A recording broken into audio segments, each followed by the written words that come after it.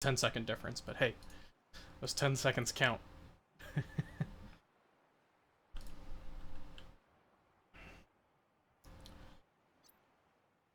Alright, so today we're going to be doing something a little bit different.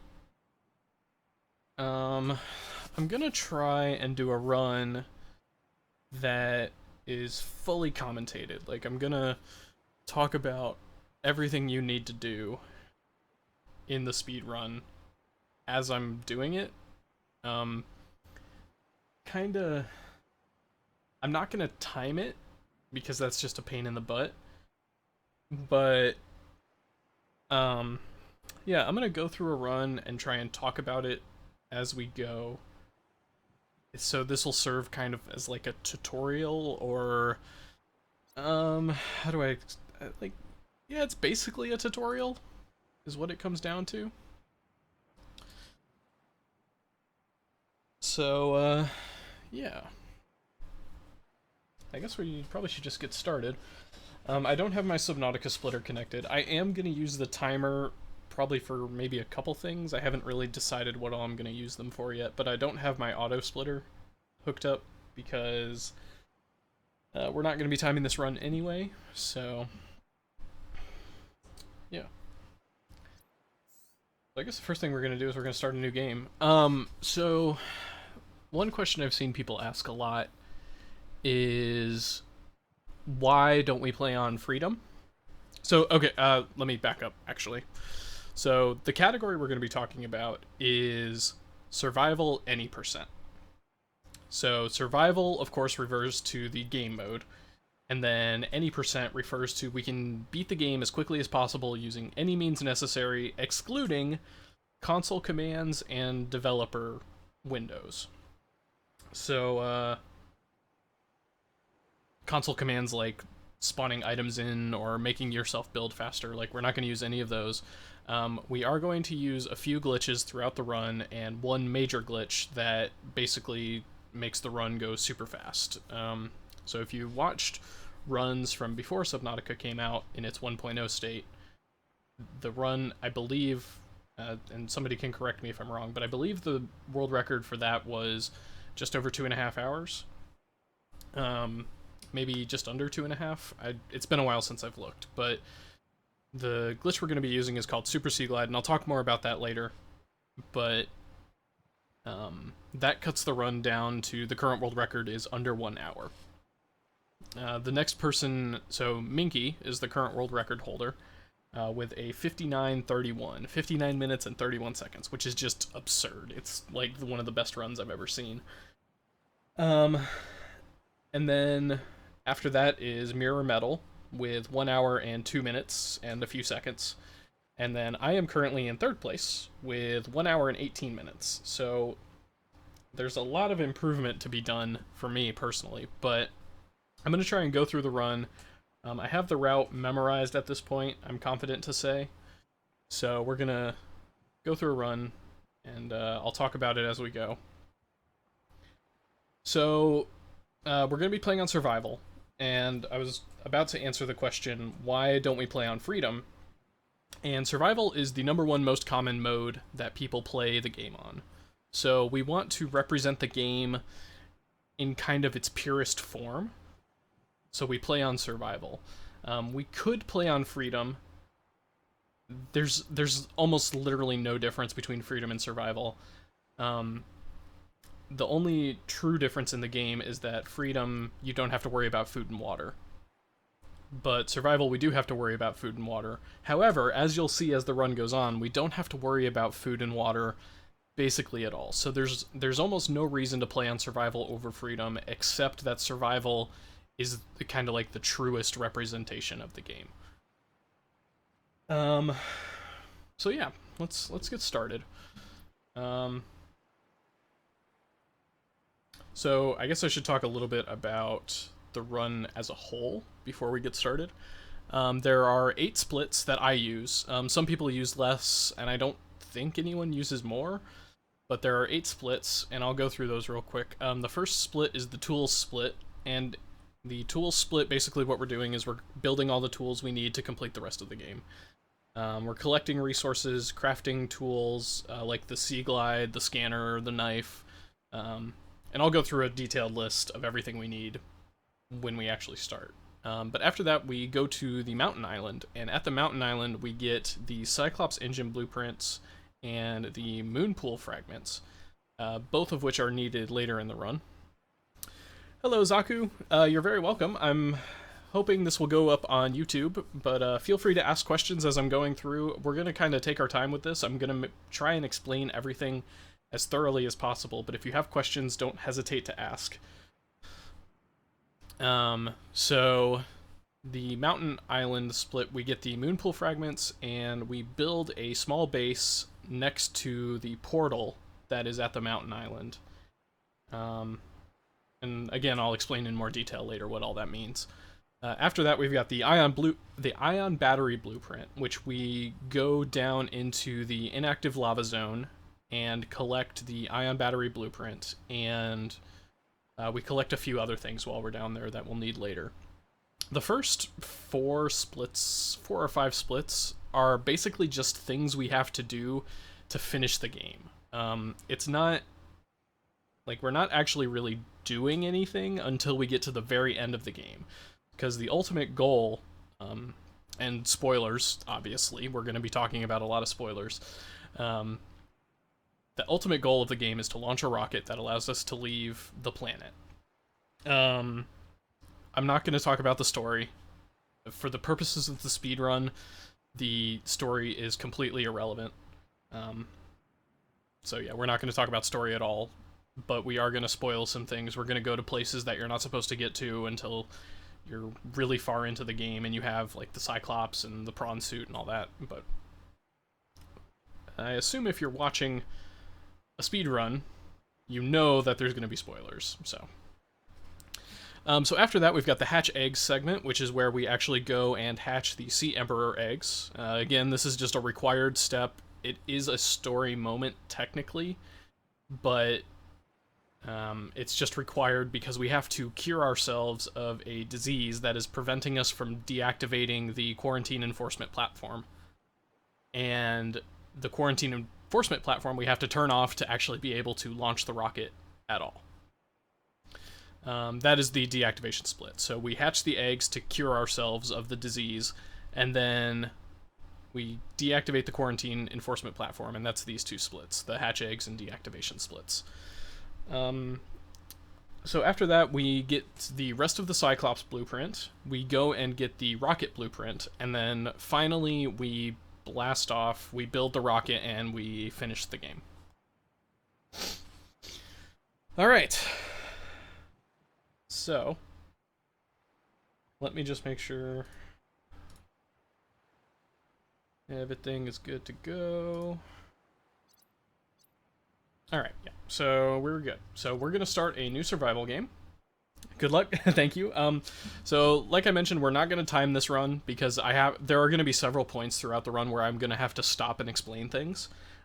So I'm going to still try and complete the game as quickly as possible while explaining everything and taking the time to stop and explain what exactly I'm doing and what is happening, like why we are doing certain things in the order we are doing them. So let's get started.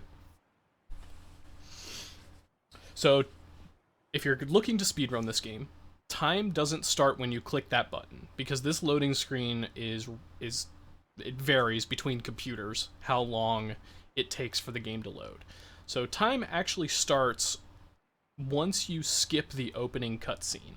So in a second here, it will pop up and say, press any button to continue. We'll press that button, and then it will start the opening cutscene.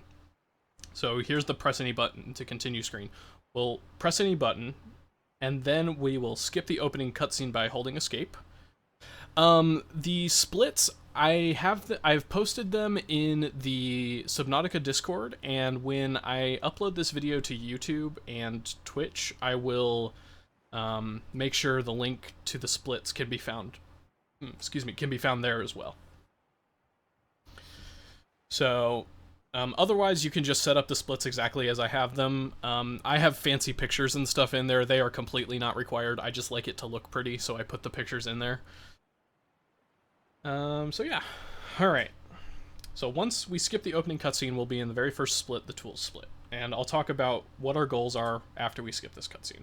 So it's very simple, you just press any button, hold escape, and now we are in the first split. So obviously the first thing you want to do is we want to get out of the escape pod.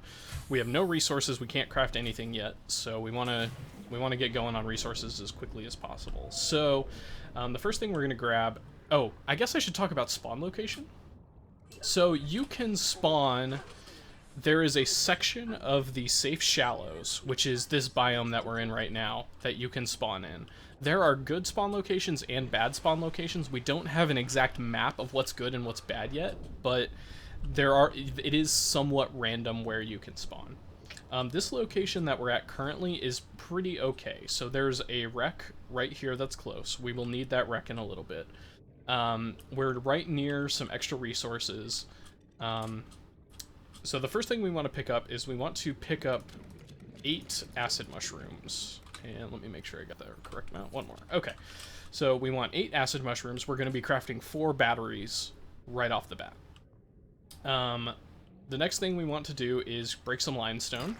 So limestone, and avoid the crash fish. Well, so I'll explain what a crash fish is in a second. But limestone, when you break it, can drop either titanium or copper. We want copper. Titanium, I don't know why I'm hanging in the air. That was very strange. So copper is the more important resource. So you want to break a few limestone outcrops. And if you're wondering how I'm breaking them so quickly, I'll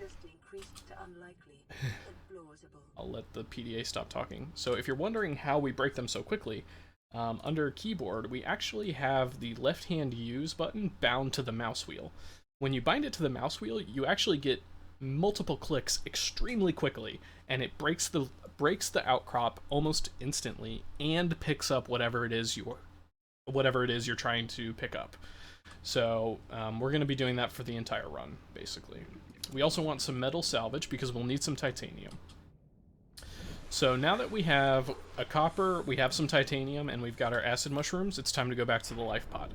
So we're going to go back to the life pod, and we are going to be crafting the scanner and the oxygen tank. So we're going to turn this titanium into, this metal salvage into titanium. Now, I'm going to do something that I don't think a lot of people know about. If you hold down Shift while you have this menu open, it actually lets you keep the menu open while it's crafting. So you can continue menuing while it's crafting things. So the next thing we're going to make is the standard oxygen tank. And this tank slows you down slightly, but it also makes it so you can stay underwater longer. The benefit of being able to stay underwater longer is it far outweighs the slowdown of movement.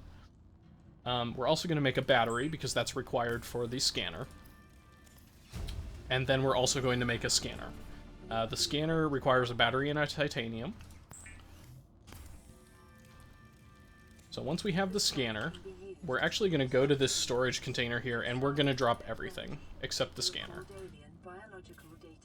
We don't need any of this at the moment. So now that we have the scanner, we are going to go over here to this wreck. So the next goal is to get the sea glide, the knife, and I think that's it. So the sea glide and the knife are next. So what you're looking for when you come over here to do this is you're looking for sea glide fragments. They usually spawn in a box and they look like this. It's just a broken sea glide. You need 2 to unlock the sea glide blueprint. And I'm going to see if I can find a second one. So I will note that while you have a tool out, you move slower. So whenever possible, you want to try and put that away. So I grabbed titanium there because titanium is the single most important resource for the entire run. We need it for basically every stage of the run. I'm going to say this number, and it's going to seem like a lot, but don't worry, there's plenty. So over the course of the run, you need approximately 140 titanium. It actually might be even a little more than that, but it's about 140. So anytime you see titanium, it's safe to go ahead and grab it, assuming you don't have more important things in your inventory. So also, while we're down here, if you see limestone outcrops, we're going to go ahead and grab more copper as well, because we still need to make more batteries, and we're going to need to make some copper wire as well. So that's another piece of copper.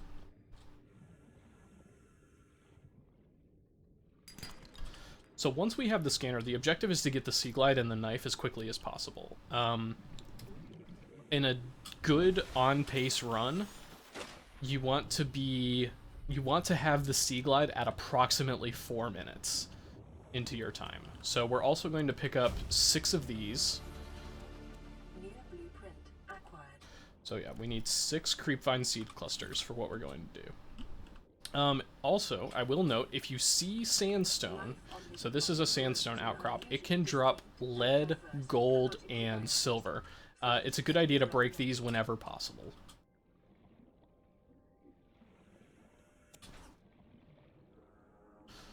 So we still need one more sea glide fragment, which is not a huge deal. Usually the wrecks that we visit have between 1 and 3. Sometimes they will have 0. But usually it's 1 to 3. So this wreck only had 1, which is kind of unfortunate, but that's okay. So now we get to talk about above water navigation. So if you look, and the reason I'm going to talk about it now is because for this first split, you want to be able to go to the places that have the resources you need very quickly, and you want to memorize where you're going. So we have the Aurora, obviously, that's the giant crashed spaceship. We also have the mountain island, which it's kind of difficult to see, but this mass of clouds right here, it's not moving if you look at it, but it is kind of shifting, like the clouds kind of appear to shift, but they don't physically move. That's the mountain island. And then the other mass of shifting but not moving clouds is the floating island. The floating island, we will never go there. It is completely irrelevant for the speedrun, even though it is one of the cooler locations in the game to visit. We will not be going there at all. However, we will be using it for navigation. So we need to find a second sea glide fragment, and usually what you can do is this lower left engine of the Aurora, you can kind of head towards it. You don't want to go directly towards it, but you want to head in the direction it's pointing. So we're going to go this way. And if you continue traveling in a straight line this direction, you will eventually come across another wreck. And there are, I believe there are 4 wrecks total in the safe shallows. So you can check, usually you have to check 1 to 2 of them to get all of the sea glide pieces. But if you see what I mean, here's another wreck. So just traveling in that straight line, along the line that the engine is pointing, it got us to this wreck. And there should be a second sea glide piece here. If there isn't, we'll go to a third wreck. And if you're going for world record attempts, then if you have to go to 3 wrecks to get the sea glide, that's basically a reset. So yeah, let me see if we can find another...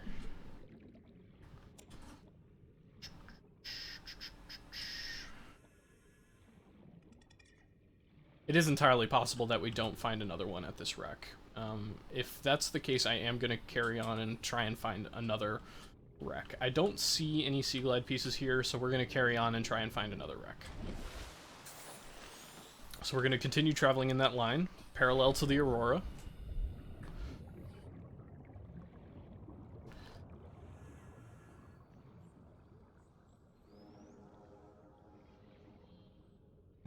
So the game is reminding me to eat something. When we go back to the life pod, we will do that. But here's another wreck. There should be a sea glide piece here.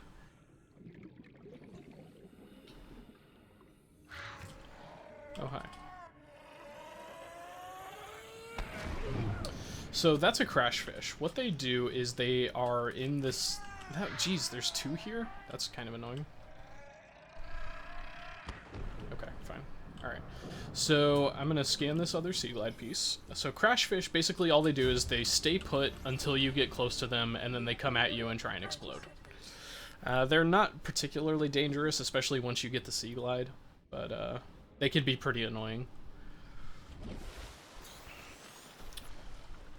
So now that we have the Sea Glide blueprint, it's time to go back to the life pod. On the way back to the life pod, we need to have 3 copper.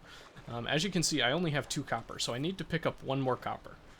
And the reason we need 1 more copper is because we need to make a battery and a copper wire. Copper wire requires 2 batteries, and the battery requires 1 more copper.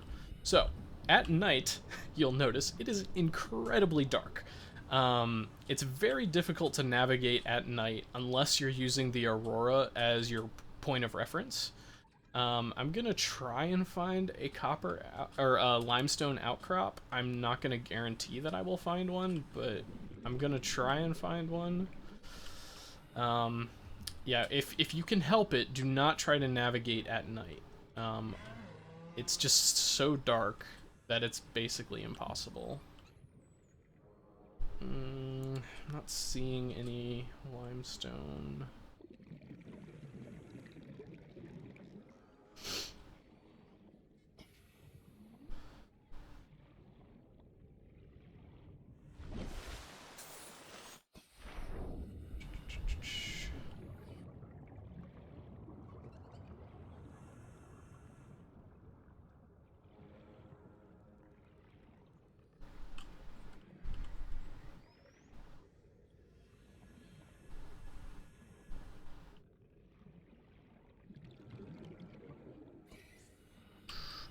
Usually there's some limestone in... Oh, so this will happen too. Sometimes you'll come across a random Sea Glide fragment that's not near a wreck.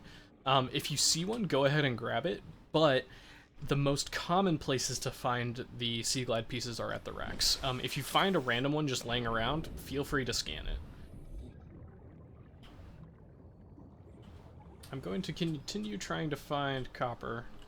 It's just very dark. I don't know how successful we're going to be.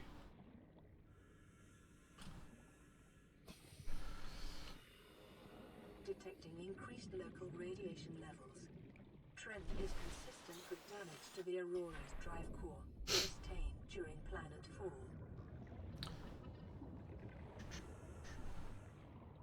Here, I think there's one right here.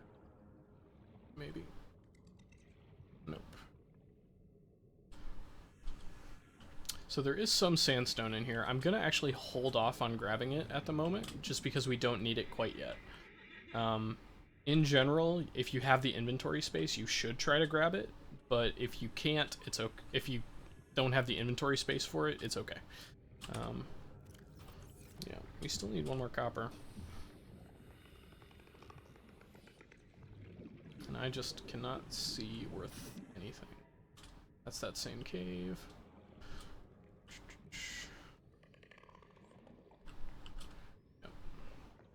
I think... Okay, so some people might get mad at me for this, but I think for the purposes of this like tutorial, I'm gonna make it day.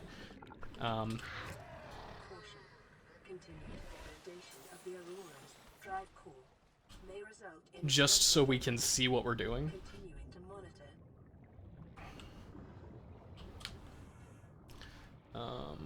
So yeah, I need 1 more copper.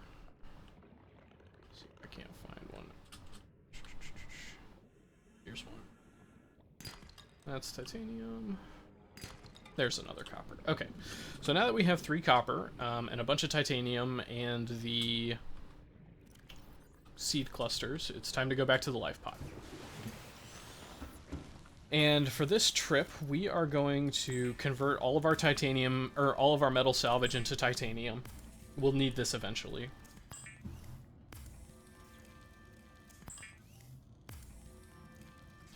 We're also going to make a total of 4 silicone rubber. So each seed cluster produces 2 silicone rubber. So we're going to make this twice. We're also going to make 4 lubricant. Lubricant is essential in construction of vehicles and power plants. So we're also going to make a copper wire, and while that's crafting, this is actually a good tip in general. While things are crafting, you can usually grab things out of your locker if you go quickly enough. So we're going to make 1 copper wire and a battery. Once we've made those, we can make the Sea Glide. Everything else we can throw in storage. The Sea Glide will increase your effective exploration range. For your I pack supplies am going... and stay within 5 kilometers of the nearest life pod or habitat. I am going to go ahead and eat and drink.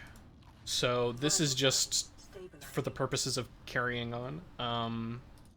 So if you can't put anything else in this locker, it's okay to go ahead and grab these flares and drop them outside.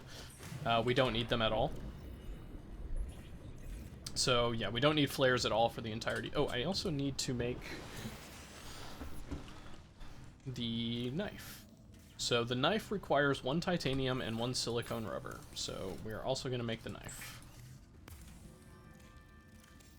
Weapons were removed from standard survival blueprints following the massacre on Abraxas Prime. The knife remains the only exception. I wish there was a way to turn off the PDA lady. I just don't know how. So we're going to use the knife to collect 5 pieces of table coral.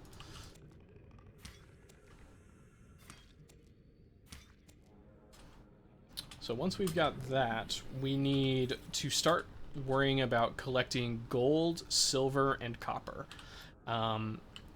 So we're actually right next to a cave that has some sandstone in it. So I'm going to go ahead and grab everything from this. Kits are an essential component of many habitat modules. Detecting sulfur deposits in the local cave system. Good old PDA lady. She never shuts up. Okay, so we're also going to pick up some quartz. We need, for this section, we need a total of, I believe, let's see, 1, 2, 3, 4, 7... My memory is serving me correctly. We need a total of 9 quartz. 3 of the quartz... no, we need more than that, actually. We need 11 quartz.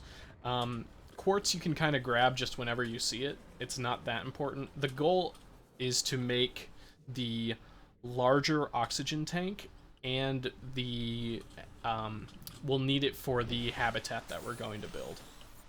So now I'm going to go on a mission to collect gold, silver, copper, quartz, titanium. We kind of need just everything at this point. These geysers are a great place to get sandstone. And copper. Sandstone and limestone both. Sometimes these little nooks have sandstone in them. This particular geyser is not very good. It usually has anywhere between 0 and 6 sandstone in it. So like here's 2. Local radiation readings suggest the Earth's drive core is reached quantum detonation will occur within 2 hours. Okay. 30 seconds. Congratulations. So I'm gonna go ahead and make it day again, Your weekly exercise quotient by because we want to be able to see. data indicates that swimming was your favorite activity. So you'll notice that my health is getting kind of low. This is okay. This is not a problem. We can actually go back to the life pod and grab a med kit and use that as necessary. I'm going to go ahead and use it now.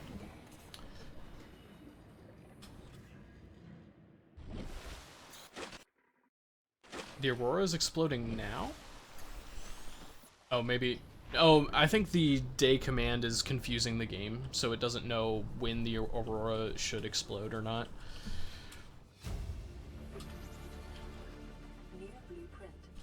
So yeah, we're going to continue looking for gold, silver, quartz, titanium, just kind of everything. So, kelp forests are a great place to find sandstone.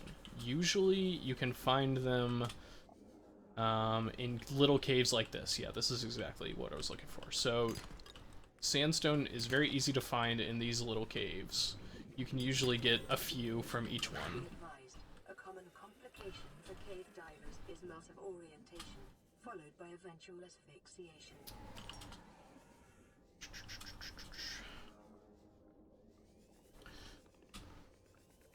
So here's another cave with more sandstone. I'm gonna also go ahead and grab the quartz, because we will need it. Oxygen. Okay, so I'm going to run my oxygen low here, because I want to demonstrate something. So, your oxygen does not run out nearly as quickly as people think it does. As long as you are within 40 meters of the surface, then you can make it to the surface before dying, even if the screen is starting to get dark. So, oxygen is super easy to manage. You basically have plenty of time regardless of what you're going to do. So, the game is reminding me to cut creepvine with a knife. That reminder usually means you should cut some creepvine with a knife. We need 2 for the entire run. We need that for the rebreather, which we're going to make in a little bit. So yeah, we're going to continue looking for gold, silver, copper. We're actually doing quite well on all 3 at the moment. 2 copper, 3 gold. Yeah, we're actually doing pretty good on both.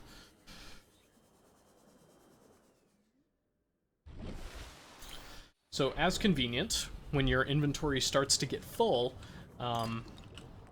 you probably want to head back to the life pod and start crafting some things. So the next things we're going to be crafting are going to be the rebreather, the high capacity oxygen tank, and the habitat builder.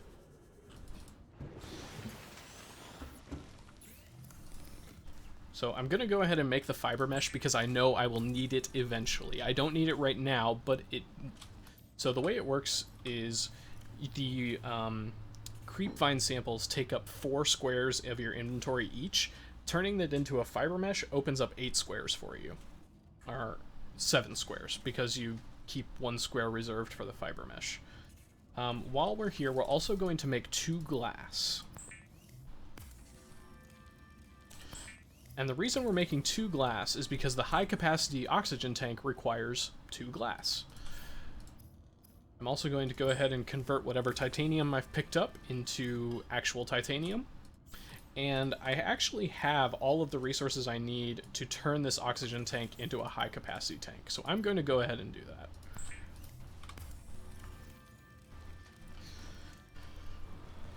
that. Okay, so next we need a copper wire, a wiring kit, a computer chip, and we also need a battery, so I actually need 1 more copper. Yep. So I need 1 more copper, which I'm going to go grab.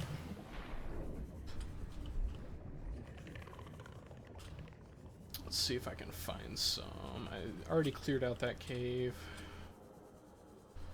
Sometimes there's some down here. Yep. Alright. So we got the copper we needed. So now we're going to go make that battery, and we're going to make the habitat builder.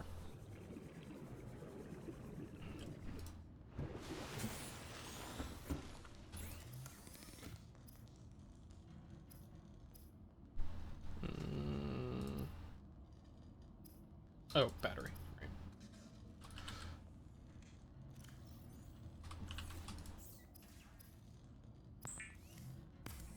So normally this is all stuff I would just do, and I wouldn't even think about it. So the fact that I'm having to actually explain what I'm doing is kind of like throwing me for a loop. So I'm having to think a little bit harder about what all I'm making. So anyway, now that we have made the habitat builder, we're actually going to take everything out of this storage container, and we'll have to make a second trip, but that's okay. So now we're going to work on building our base. So we need to build 1 compartment, and when you're building this first compartment, you want to orient it in a direction where nothing is going to block it from being built in the future, because what we're going to do is we're actually going to build a giant tube that stretches quite far. And I'll explain why we're doing that in a second, but we are going to be building a giant tube that goes basically forever. We also need to build a hatch, and we also need to build a solar panel, which requires another copper, which I'm going to go get.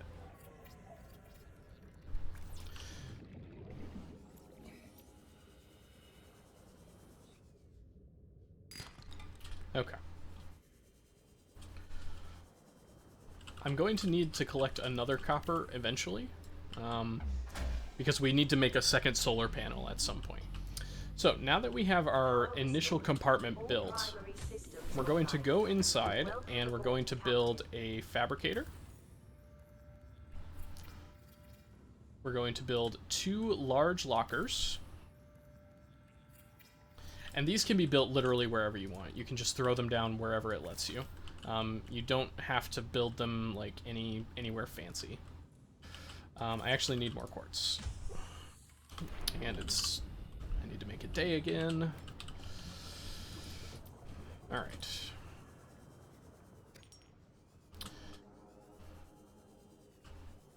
And I'm going to keep it daytime for basically the whole game because I need to be able to show people what it looks like. Doing things at night is notoriously extremely difficult. Welcome aboard, Captain. So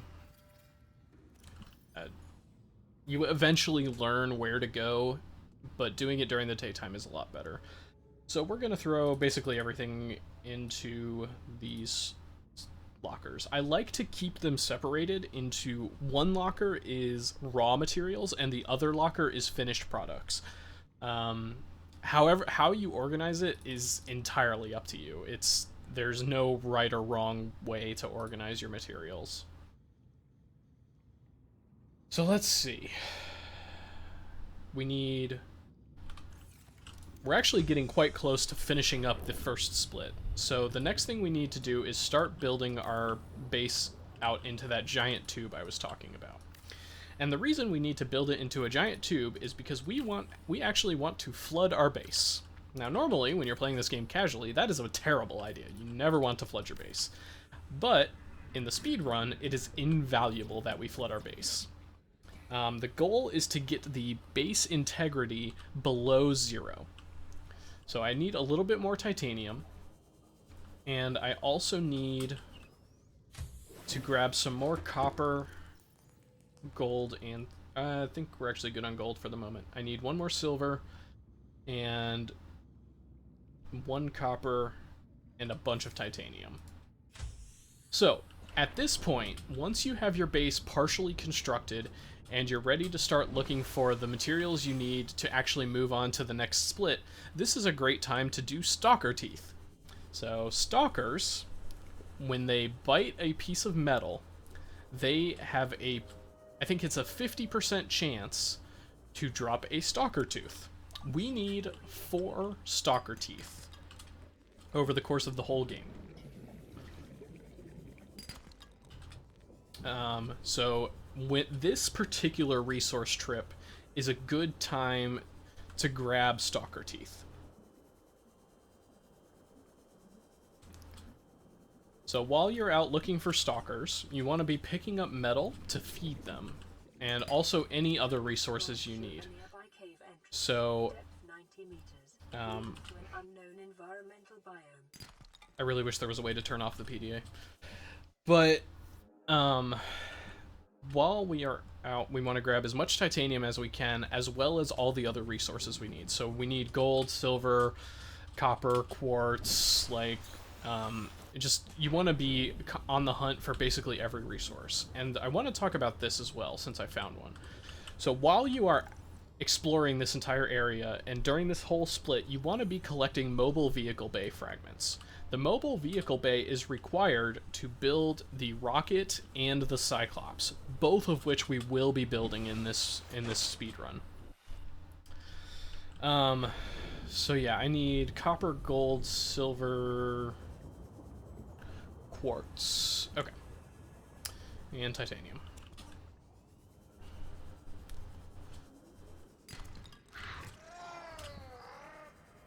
Going to try avoiding the crash fish as best I can, because they're just primarily very annoying.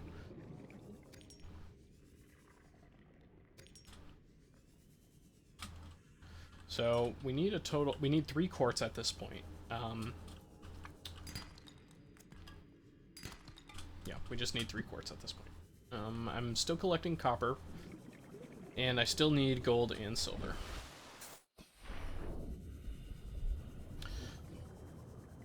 So here's a great spot to try and collect some teeth. There are several stalkers in this area. It doesn't really matter which area you choose to try and collect teeth in, as long as there are anywhere between 3 and 5 stalkers nearby. You just want to feed them all your metal. Just give them all your metal. So this guy actually was extremely generous and dropped 2 teeth. Normally they are not this generous, although I appreciate him helping out. We still need 2 more teeth. So we're just kind of hanging out with these stalkers, and we're trying to get some teeth.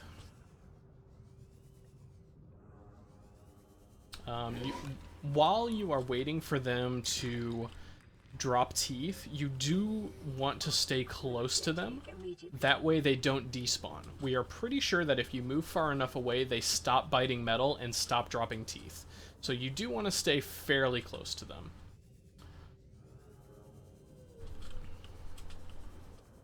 I am going to have to go get some water at some point, just because this is taking so long.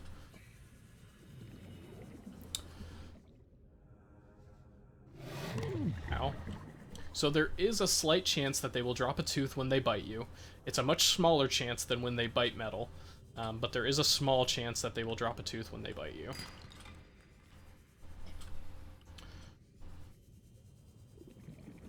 So here's another tooth, and like I said, we need 4 of these for the entire run.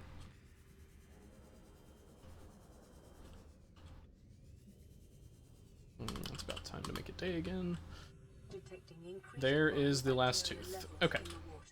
So normally, stalker teeth should take anywhere between 2 and 4 minutes.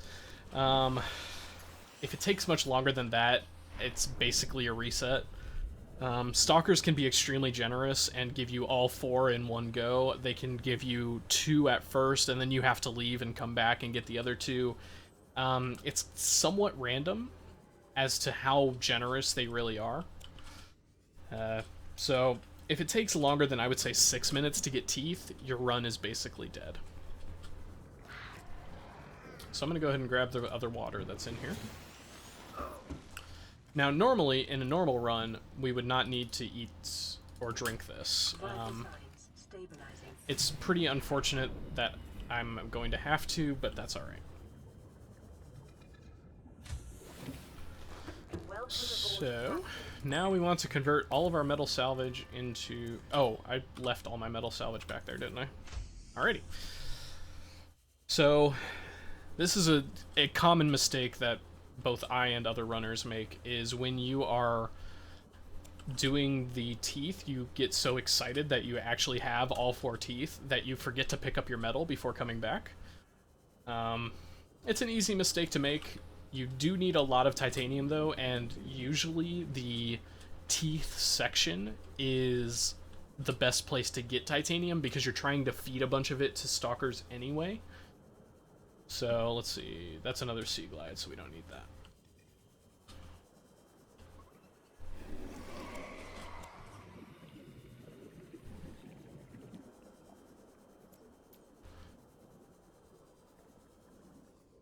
Okay, so my inventory's full now, so we need to go back. That's fine.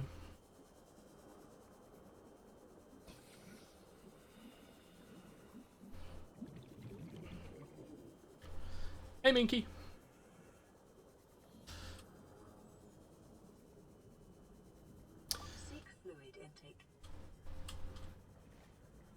So Minky is the current world record holder. It's going well. We are still working on the first split. It turns out there's actually a lot to talk about for this speedrun.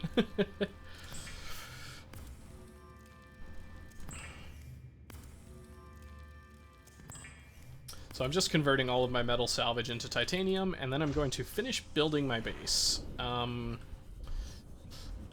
Like I said, the goal is to keep the... We want to put the hull integrity below 0. And once it's below 0, so you can see there's a little pop-up that comes up that says it's damaged due to weak hull strength, blah, blah, blah, blah, blah. that's what we want. We want this base to flood, and we want it to flood as quickly as possible. So the reason we build them in a giant tube like this is because it makes the base flood about 45 seconds faster than just building tubes randomly. So now we need to start focusing on what we need to move on. I'm going to craft the rebreather now, which requires a wiring kit and the fiber mesh.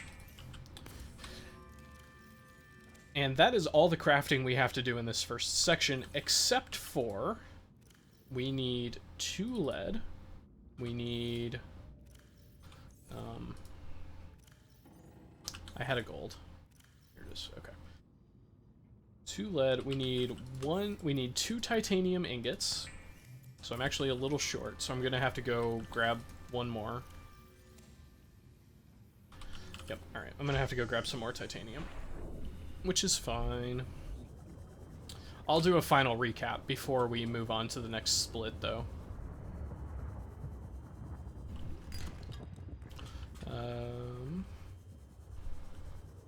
Looking for titanium.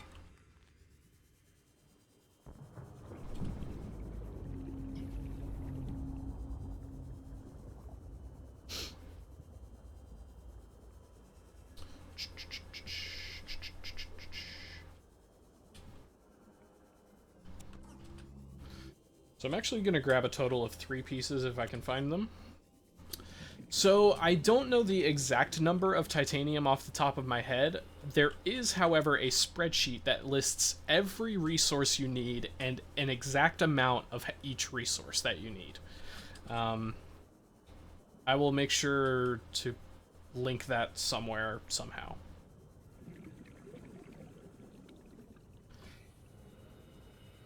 So total for this split, you need 2, 4, 6, 8, 10, 12, 14, 16, 18, 20, 24, 26, 28, 30, 40, 50.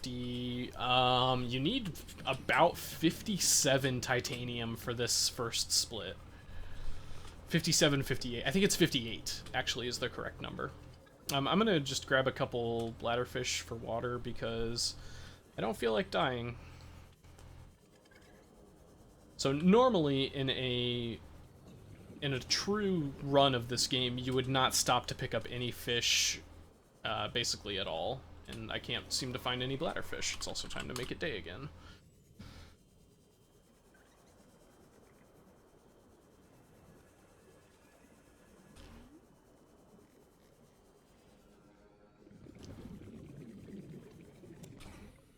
Now, I will note that all of these segments these extra segments that we built, they can be deconstructed once your base floods. Because we don't need the base to be this big, and we do need the titanium. So once your base is flooded, you can go ahead and deconstruct the extra segments. Here's a bunch of bladderfish. New creature discovered. Alien life forms may have unexpected applications. Utilizing alien resources is a proven survival strategy.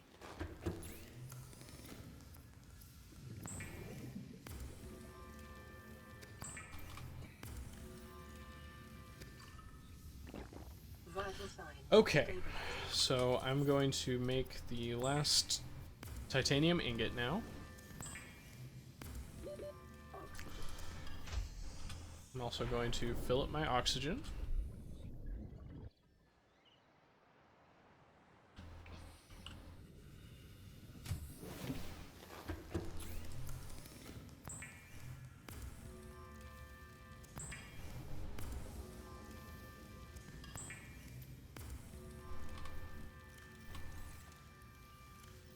Okay. 4, 5, 6, 7, 8. Okay.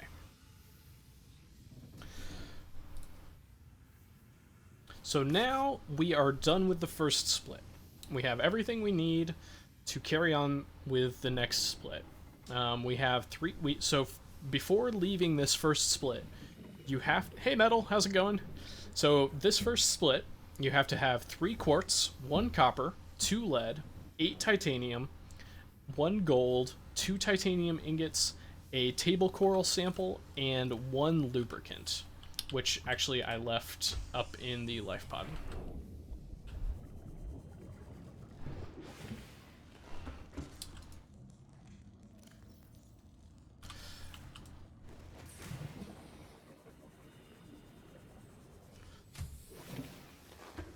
Now, I would strongly recommend, before you leave this split, you make 1 extra battery. Just 1. You can also, if you want, you can, assuming I can control correctly, you can unload the battery out of your Sea Glide and craft a scanner. So crafting an extra scanner recharges the battery. I highly recommend this for especially new runners. You are extremely likely to run out of battery power.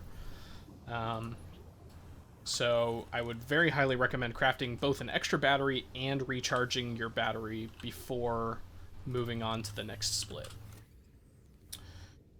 So the next split, we need to go to the mountain island. So the mountain island is in the direction of the aurora. It's that same shifting cloud mass. I'm going to now activate a glitch called Super Sea Glide. Super Sea Glide is a glitch that requires your base to be completely flooded, and you have to somehow trigger the game into recalculating the interior of the base. So you can see our base is completely flooded right now. So I'm going to use the habitat builder to partially deconstruct the hatch and then reconstruct it. That activates the Super Sea Glide glitch. You will now notice we are moving much faster than the normal Sea Glide moves. I think the math works out to approximately 2.5 times faster than the normal Sea Glide speed. I think I need to make it day again. Okay. So, for those of you that are just joining me, the reason I keep making it day is because I don't want to have to explain this stuff at night, and being able to see is really important for a tutorial, so I don't want to make it dark. So, Super Sea Glide makes us go really fast. You can lose it under a number of circumstances. You can lose Sea Glide by going too far above the surface. This, where I'm at right now, is approximately the limit of how high up you can go before losing Super Sea Glide. You can also lose Super Sea Glide by entering any open air area. So if you go into the escape pod, if you jump above the surface, if you... let me think. If you go into, like, a moon pool, or you go into an alien structure, basically leaving water at all cancels Super Sea Glide. Now, we want to keep Super Sea Glide as much as possible for the remainder of the run. So, actually, that even, I believe, did not cancel Super Sea Glide. Yeah, it didn't. So, you have a lot of leeway when it comes to Super Sea Glide. So, before we move on, I'm going to go ahead and grab a med kit, I think. Nope, it's not ready yet. So...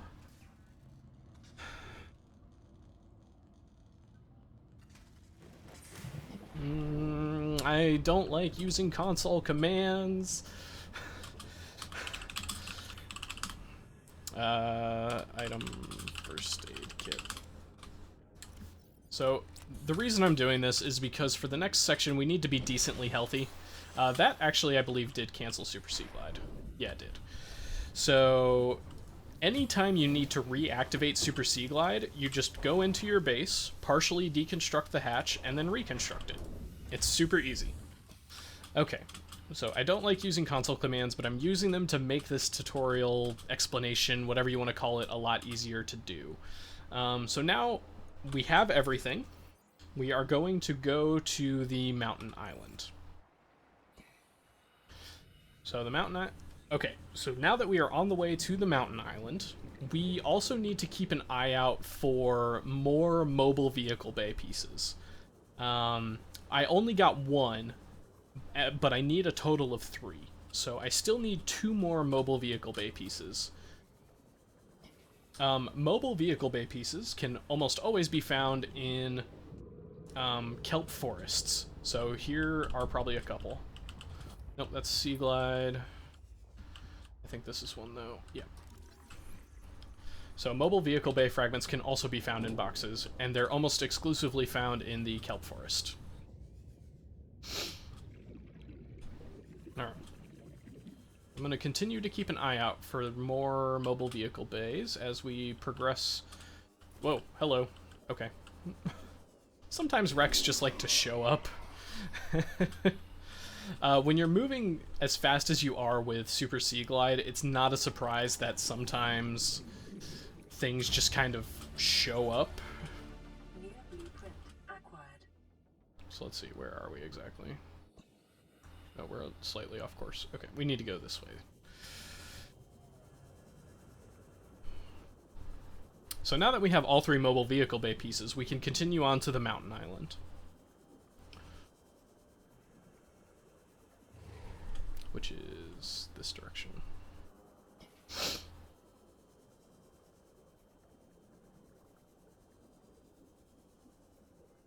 Oh god. Is this right? Yeah. Oh, mushroom or oh, I'm a little too far to the right. Okay. So, if you ever need to reorient yourself, going up to the surface is not a bad thing. It's pretty easy to get turned around in this game, especially once you get away from the safe shallows. So, getting turned around is not difficult, so feel free to reorient yourself whenever necessary. So, one landmark I'm going to go ahead and point out here is this, like, I don't know, it's like a corner, I guess. I'm going to point out this corner. If you see this corner, it tells you that you're on the right track. You know you're at the mountain island and you're close to where you need to be. So from here, we're actually going to hang a left. And we're going to go around the mountain island. The fact that I am low on water kind of worries me, but that's okay. If I have to, I will spawn in more water. So what we're looking for is these box-looking structures, and we actually are looking for this cave right here. And the reason we need this cave is because we need to pick up this purple tablet.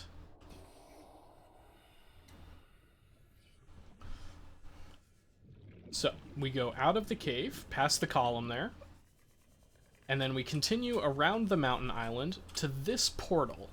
So this portal doesn't do anything yet, but it is where we need to build our next habitat. So we're going to build a compartment, just a single compartment. We're going to build a hatch, and we are going to build a solar panel.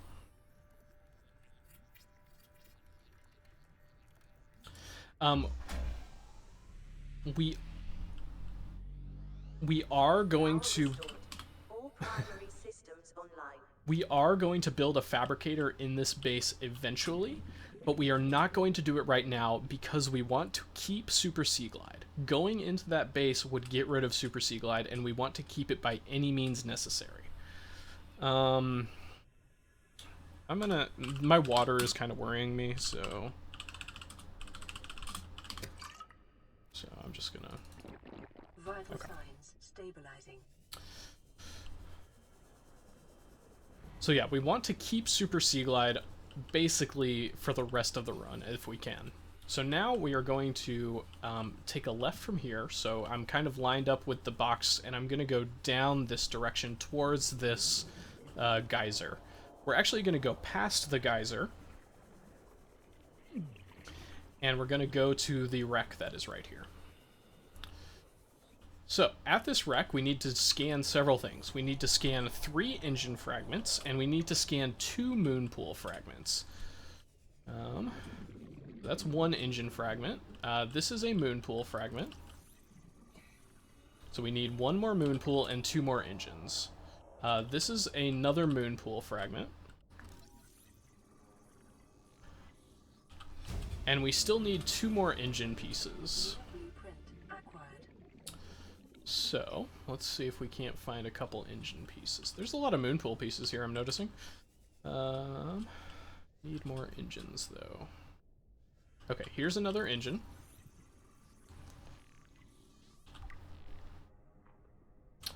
And we still need 1 more engine piece. If I can't find it, that will be a good opportunity for me to show off the backup spot. Okay, so here's the 3rd engine piece. Okay, so we have these. So now we want to line ourselves up with the wreck. So we want to line ourselves up with the wreck and then look to the right. So you see how there's this little pillar here? We're actually going to go straight over this little corner here. I'm going to go straight up and then come straight back down because I need oxygen. But I'm going to go straight back to where we were. I just don't want to run out of oxygen.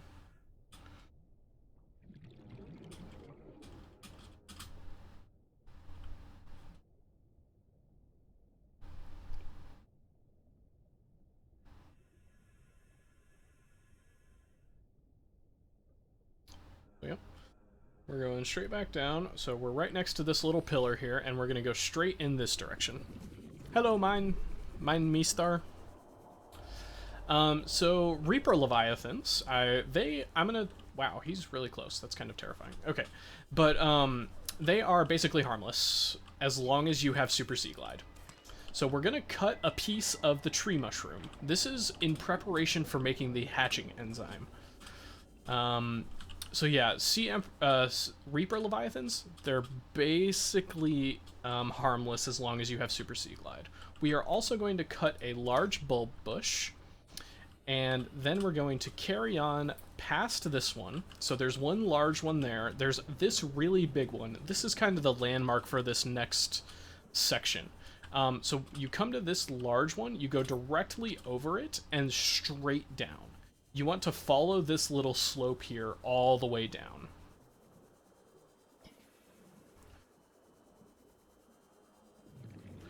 We're gonna keep going down, keep going down. Scans show a nearby opening, leading to a biome with extensive... And we're gonna come over here to this corner because we need to cut this eye stalk. We're then gonna make a 180-degree turn and go straight this direction.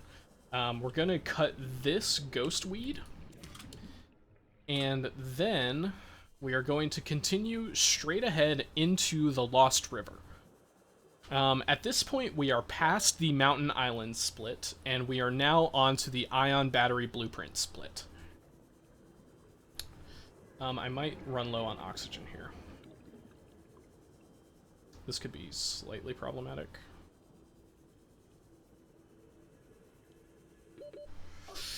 Yeah, I need to build the moon pool, unfortunately. Okay, so in a normal run, this wouldn't happen. You would have enough oxygen to do all the things we just did and also get to the inactive lava zone. I'm gonna have to take a death here because I'm going slow. So, if you're going fast enough, you will not have to take a death in the Lost River. Let's see, do I actually have enough titanium? I do. I believe I'm gonna be able to flood this.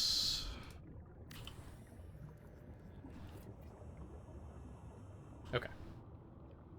So, the moon pool is the easiest way to flood your base and activate Super Sea Glide.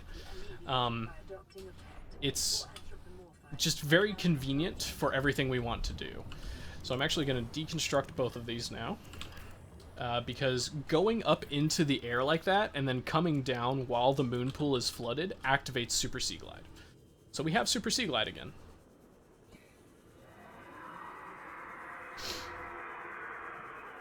So that's a Ghost Leviathan. He's also harmless as long as you have Super Sea Glide. And we're now going to go into the inactive lava zone. So the inactive lava zone is slightly dangerous in that you will constantly take fire damage the whole time you are down here. It's very slow, but it does hurt you over time. So the first thing we want to collect is 3 nickel. Nickel looks like this. This is nickel. We need 3. Nickel can be extremely difficult to find. It can make or break your run, but it is entirely random as to whether you find one or not, so you just gotta kind of hope and pray. Eventually you will learn to see it, and yeah, eventually you'll learn to see it. It just takes practice primarily. I should also note that now that we are below 1,100 meters deep, the moon pool will flood by itself. So we no longer have to build that extra compartment to flood the moon pool. I usually wait until I have about 9 oxygen left before I try building the moon pool. while I'm keeping a very close eye on my oxygen counter while I'm looking for nickel. Starting to build the moon pool when you're at 9 oxygen gives you plenty of time to build it and get inside before dying. So this section, you take as many deaths as you need, basically, to find all the resources you're looking for. So far, I'm still missing I'm missing 2 nickel. So yeah. We're just going to keep looking for nickel, and hopefully I find it here pretty quickly. Yeah, the goal is to find the nickel as quickly as possible so you can move on. The sea dragon leviathan, he is also harmless while you have super sea glide. He cannot catch you, and his fireballs basically can't hit you. So yeah, you're basically invincible while you have super sea glide. That's silver. So nickel, I think I mentioned this, nickel can be extremely difficult to find, and it can take a long time to find too. There's a second one. So we still need 1 more. And there's the third one. Excellent. Okay, so now that we have all 3 nickel, we want to go into the lava castle. That's this weird castle-looking structure in the center of this chamber. You want to go into an entrance, and while we are in here, we are looking for 4 sulfur and 4 kyanite. Sometimes it's really easy to find, sometimes it plays hard to get. So there's 1 sulfur. Here's a kyanite. So we need 4 kyanite and 4 sulfur total. I have 3 kyanite, that's 4 kyanite, excellent. And I still need 3 sulfur. Why do I have 3 lubricant? That's odd. Okay. So I'm going to keep looking for sulfur. Sometimes it's hard to find. Okay. When it gets to about 15 on the oxygen, you really want to go into the thermal power plant. So yeah, we're going to go ahead and do that now. So, for the thermal power plant, the movement is really imprecise. You just want to jump off of this ledge. You want to jump down here, take a little bit of damage, that's fine, it's not a big deal. Come down here, you want to grab this ion cube, and then activate this tablet. Ow. And maybe not get hit by the little crab walker thingies. And then we're going to go up here. Run around. There's fancy platforming you can do here to make it a little bit faster, but it doesn't save that much time. So we're going to jump off and run out. There is... The PDA lady just... I wish she could shut up. I wish I knew how to shut her up. So there is a slightly faster strat you can do that saves a little bit of time rather than running all the way out, but this is the easier way to do it. So anyway, we're going to jump out. We're going to build the moon pool. This moon pool never wants to cooperate with me. So we're going to build the moon pool. We're going to go up into it to save our inventory, and then we're going to go down into the lava and kill ourselves.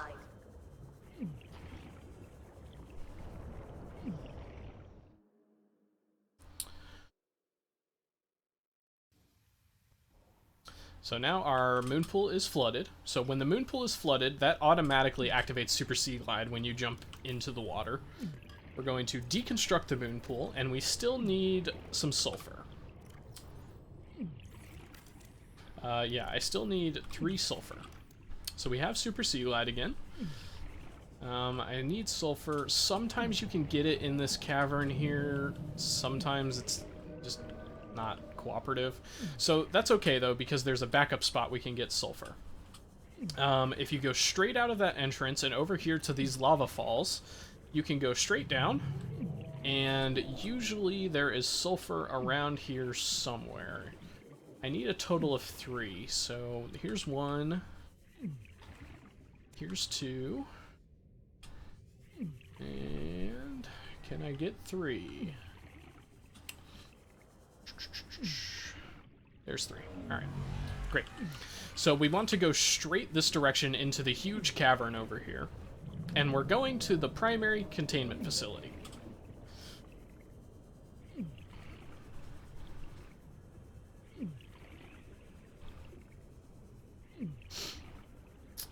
So over here in the primary containment facility, we are actually not going to enter it in the normal way. We are going to clip through the wall. Normally you'd have to activate this pedestal and... oh yeah. Hi. I am what? Ugh. All these cutscenes and stuff. They're really annoying. Okay, so we're actually going to go into the water, and we're going to go into the top left corner, and we're going to very slowly edge our way to the right. While we are doing this, we are going to spam the jump button, which is spacebar. And just like that, we have clipped out of bounds. So now we want to go over here and activate the swimming animation. So this wall that separates air from water extends into the out of bounds area. So we want to get back into the swimming animation, and then we want to go this way.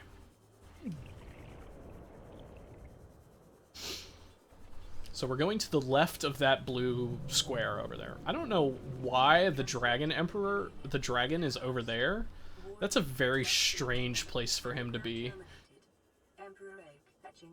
Anyway, so we're going to come over here, we're going to go down this way, and then we're going to jump through the floor, and we're back in bounds. And now we are going to go down here and activate the cutscene with the Sea Emperor Leviathan. So we don't need to pay attention to her. What's important is we line ourselves up with this little shape here, and as soon as we are able, we are going to start moving down that direction. It's usually about right now. Yep. So usually when she says played, that's your cue to get moving, because that's when the invisible wall goes away. So now we're down here. We're going to build a moon pool. Whether you swim with the current or fight against it. We're then going to come over here and activate this with the ion cube we picked up earlier. And then we are going to activate Super Sea Glide with the moon pool. And we're going to go in this direction, so over here, and there's a little cave down here, and we need to cut a sea crown. So now that we've cut a sea crown, we continue into this cave to get this ion crystal, and then we leave. We leave this cave. Now that we have closed, or now that we have done all of that, we have to go over here to this sand area, and we actually have to go straight into it. So the goal is to clip into it and activate the ion cube receptacle. So yeah, we've activated that, and now we go through the portal. So that, with Super Sea Glide, clipping into the sand is extremely easy. You literally just go straight at it and you'll go through it. While you're going through the sand, you want to click as quickly as possible, or use your mouse wheel to activate the ion cube receptacle. So now we're going to go into this base, and we're going to build a fabricator. And we're going to make the hatching enzymes. Alright. Now, we go back through the portal.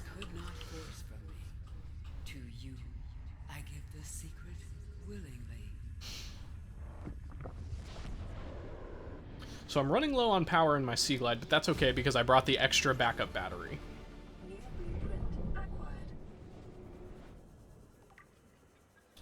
So now we're going to go down here, and we're going to hatch the eggs. And as you might expect, that ends the hatch segment of the game. We're now going to reactivate Super Sea Glide. So moving up, and that little animation where water falls down over your head, that is the cue that Super Sea Glide is activated. So we're now going to deconstruct the moon pool. And we're going to swap our battery, and we're going to leave.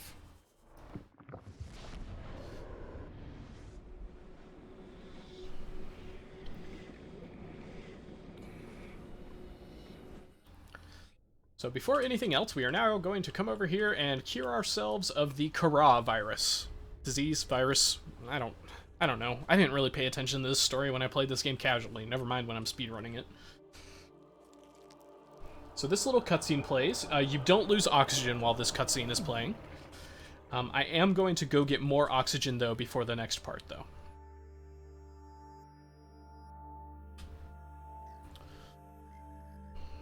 So I'm being very careful not to go into my base just yet, because I don't want to lose Super Sea Glide. It's too convenient to lose at the moment. So we go to 0 meters to refill our oxygen, and then we go straight back down. So you remember that geyser we went past earlier? We're now actually going to go to that geyser and collect all of the resources it has. So the goal is to get 14 lithium and as much gold as possible from here. So shale outcrops can contain lithium. They also can contain gold and diamonds. We don't need magnetite at all, so 0 magnetite for the entire run. Just the sea reaper leviathan. He's not a huge threat, but he can be quite annoying. Just keep an eye on him. If he's getting a little close for comfort, you can run away.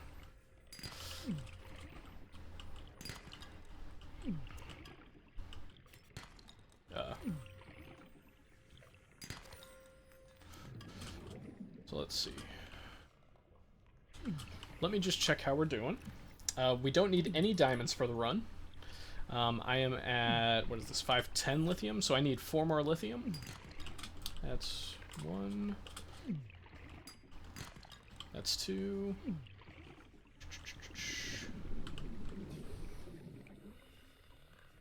3. And 4. Excellent. So we have all the lithium we need. So now we can leave. We can leave this geyser behind. Alright. So now we need to go up to the quarantine enforcement platform. And before we go in there, we actually need to save what's in our inventory by entering this base. Okay. I'm gonna need to drop some stuff. Okay. So this lubricant is really annoying that I brought the extra with me. You only need to bring 1 lubricant with you for this trip. So I'm going to drop these 2, drop this lead, and also drop this titanium. So now we need to deconstruct this hatch. And we can go ahead and drop the quartz and titanium. And now we're actually going to unequip our air tank. So the reason we are unequipping our air tank is because we need to die. And we need to do it after we have completed some tasks. The first task that we need to complete is we need to clip through this corner. We need to get back out of bounds. It's pretty easy to do. You just kind of move into this corner and you fall through. I don't know like how precise that is or how difficult it really is. All you do is you move into the corner and you clip through. We're then going to swim through the quarantine enforcement platform. We're going to stay out of bounds. And we're going to go over here, and we're going to go up above this corner right here. This corner is actually how we get back in bounds. Notice we're still swimming. So we're now going to activate this.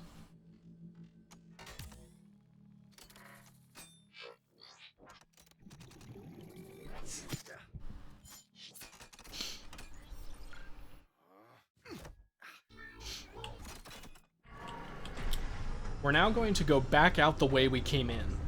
We're going to go back out through this corner, and then we're going to go down over this direction.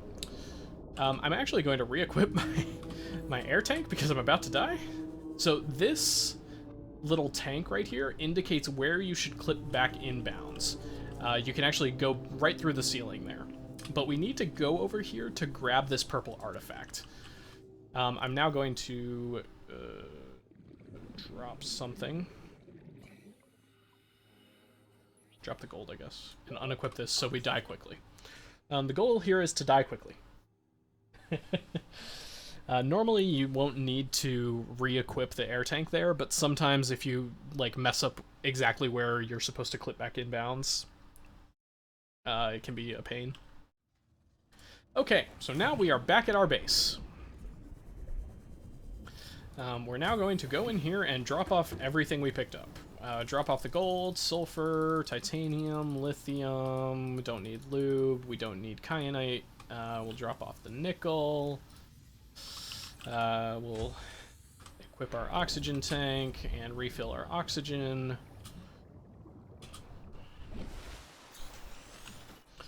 So now we can deconstruct these extra compartments. They're no longer necessary.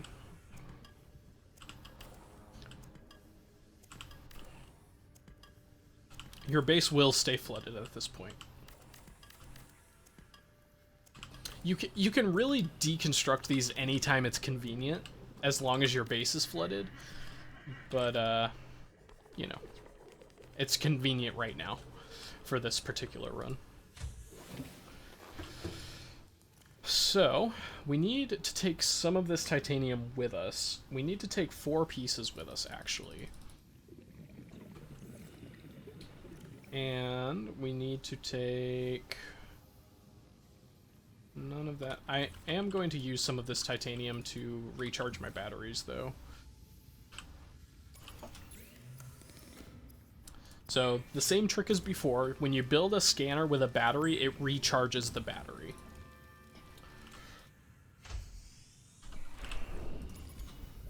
So, we just drop whichever scanner doesn't have a battery in it. And then we re-up our Sea Glide. And I need 1 quartz, actually. Yep. Okay, so before I go, I'm going to go ahead and reactivate Super Sea Glide. Same as before, partially deconstruct and then reconstruct. As long as your base stays flooded, this will work every time. I need 1 quartz. Yeah. So, one thing I should note, while you have Super Sea Glide, crash fish do not activate. Just a handy little trick, tip, whatever you want to call it. It's just convenient. Okay, so now we need to go get the rest of the Cyclops blueprint. And to do that, we want to aim ourselves at the floating island. We are not going to the floating island. We are actually going about 10 degrees to the right of the floating island. So yeah, we're going to go this direction.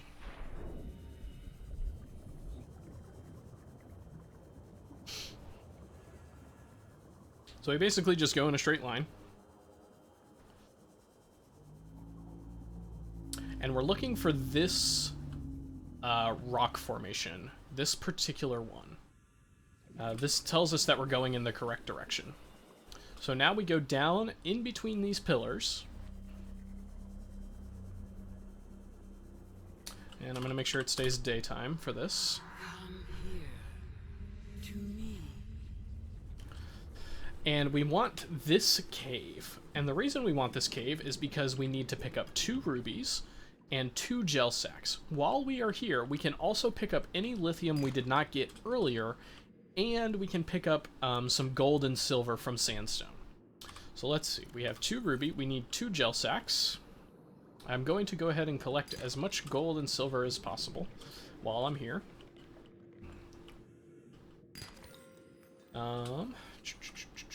Gel sacks, perfect.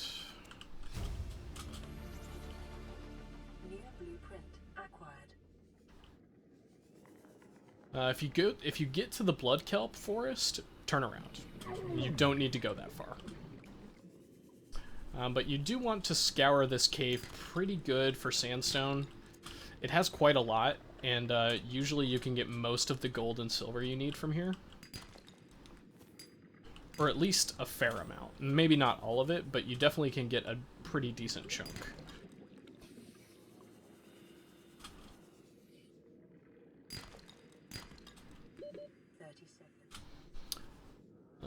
I don't like to make more than 1 dive at this cave, so I'm going to go ahead and get oxygen, and then we're going to move on to the next section of this split. we are officially in the Cyclops BP warp split. Yeah.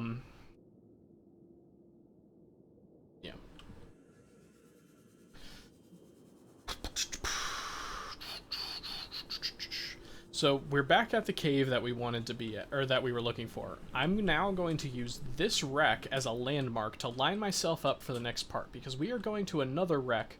So this piece right here, this glowing orange piece, if you line yourself up with it and turn right by about 20 to 30 degrees and go straight in that direction.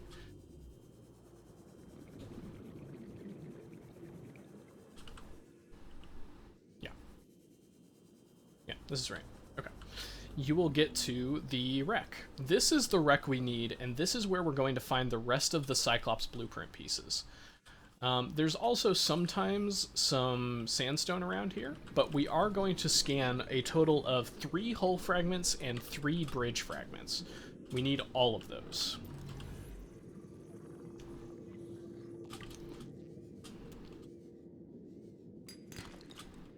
So if you see any sandstone, it's safe to go ahead and grab it while you're here. That's a bridge. That's a hull. Damage to plant life on the seafloor suggests this may be the migration path of a huge, bottom-dwelling life form. So we have all of the hull pieces. We still need 2 more bridge pieces, though. So normally you want to look around the wreck to see if you can find any first. But if you can't find any, and I'm going to grab oxygen before we do this.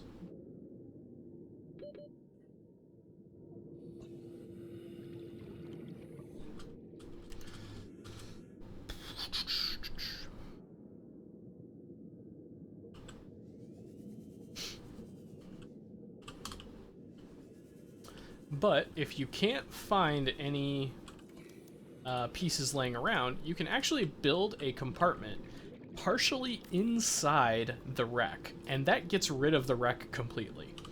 The interior sticks around, but the exterior goes away. That's another bridge piece.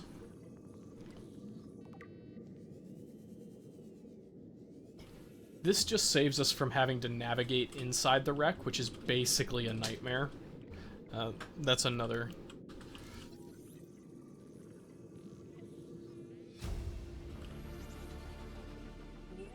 Alright, and now that we have the Cyclops blueprint, it is time to get the alien cache. So, if we go, I actually need to deconstruct this compartment. So, we need to go to this arch here and then down into this cave. So now that we have all the Cyclops pieces, we're going to get an alien cache. And the reason we need to get an alien cache is because we need 4 ion cubes.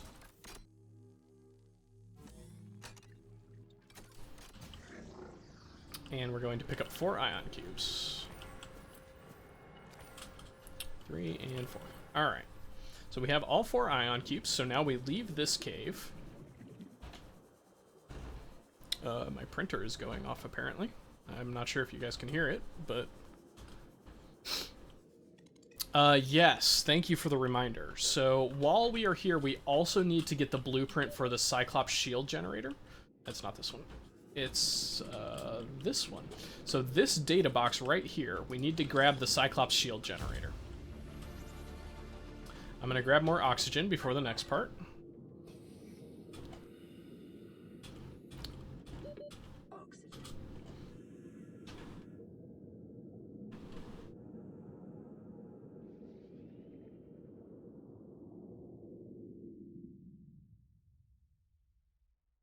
So now that we have all of the things we need from there, we are actually going to go down into this cave and grab 3 deep shrooms.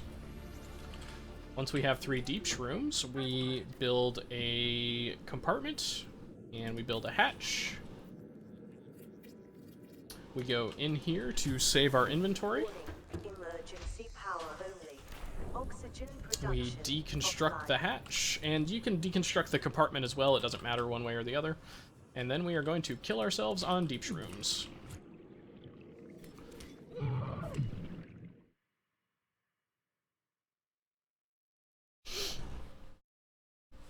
Alright, now we're back here.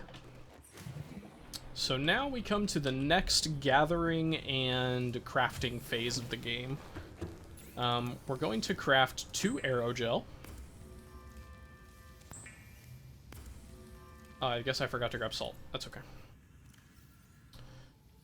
That's fine. Alright, let's go get some salt.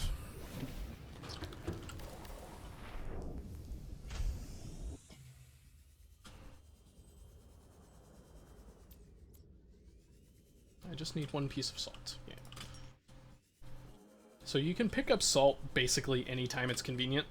You only need 1 for the whole run. So now we are also going to make hydrochloric acid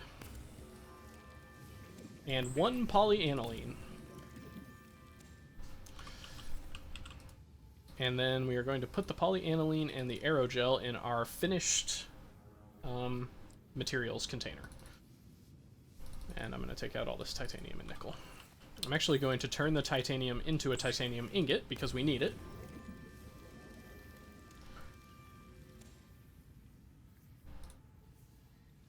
Let me think.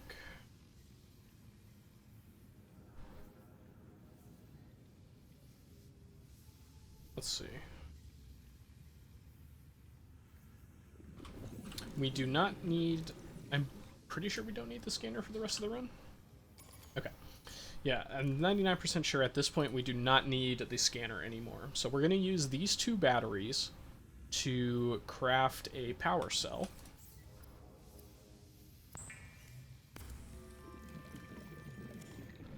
And then we are also going to go ahead and craft the mobile vehicle bay.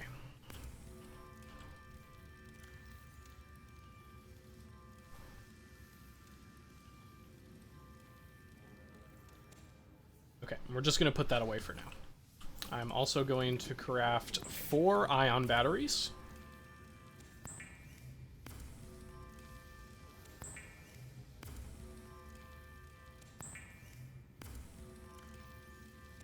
And then we are also going to craft 1 ion power cell. The other 2 ion power cells, or ion batteries, we're actually going to put in our builder and sea glide. And I'm going to grab oxygen. The only downside to having your base flooded all the time is you do have to grab oxygen periodically. So, now that we have done all of that,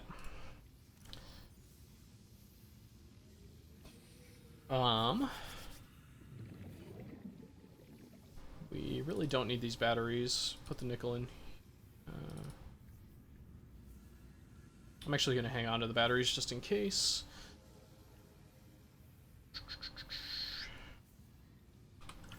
So eventually we are going to need these 2 titanium ingots, so I'm actually going to put them in the finished container, just so I know that I can't use them for something else.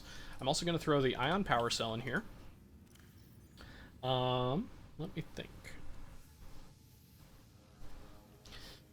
Now we need to make a bunch of electronics. I'm actually going to go ahead and also make the 4 enameled glass that we need.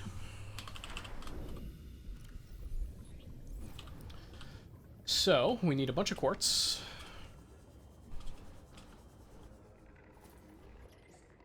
One, 2... there's some sands. So while you're gathering any resources you need, it's a good idea to, if you find sandstone, to go ahead and break it, because you're going to need a lot of gold and silver. I don't remember the exact counts off the top of my head, but I think you need a total of, I want to say 17 gold. That sounds about correct. And then something like 10 silver. Apparently we're in the radiation zone. That's interesting. In general, just stay away from the radiation zone. It doesn't really help us at all.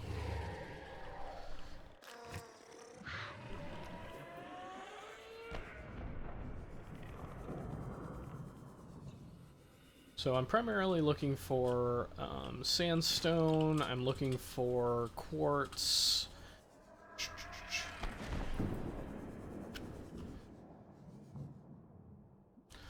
For sandstone, the grassy plateau is actually a really, really good area to find it. Let me see. We still need a bunch of quartz, too.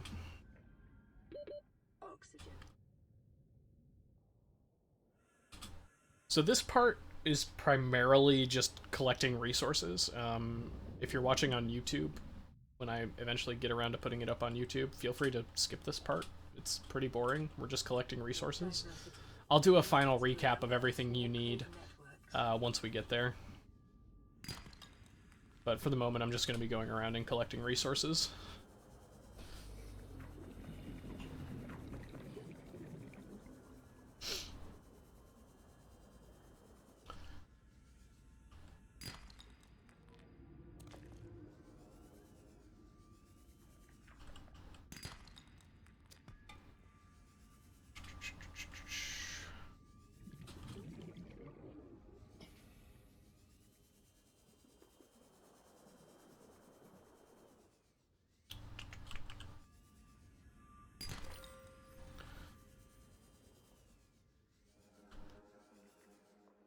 So this cave, if you see a cave with jellyfish in it, that's usually a really good spot to get sandstone, just as a tip.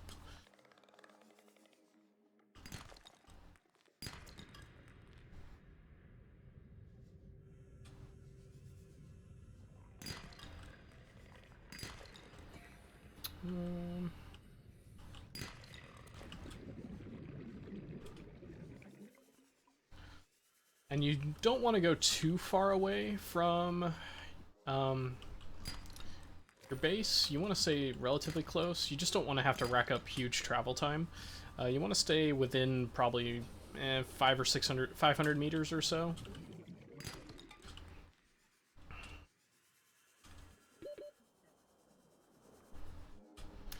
And get more oxygen. Let's see, how are we doing? We need a bunch more quartz. Like, that should be our number one thing right now.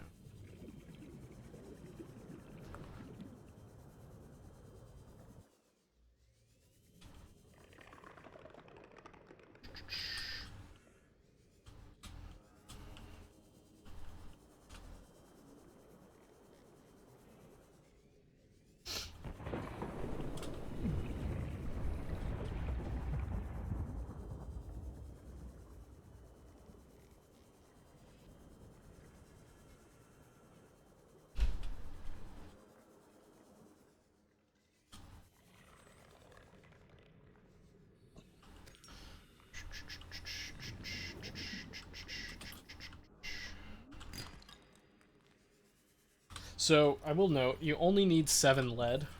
So, if you pick up a bunch of extra lead, you can usually drop it. I'm going to keep a few pieces because I don't know exactly how many I have in my base. But in general, if you have a bunch of extra lead, you can just drop it. It's not important. You only need 7 for the rest of the run.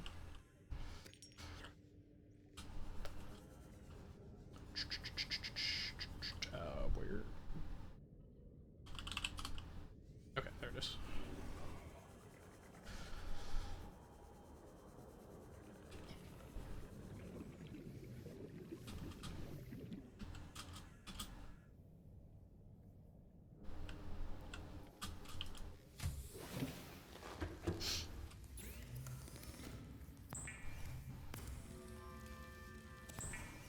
So we're now going to make 4 enameled glass.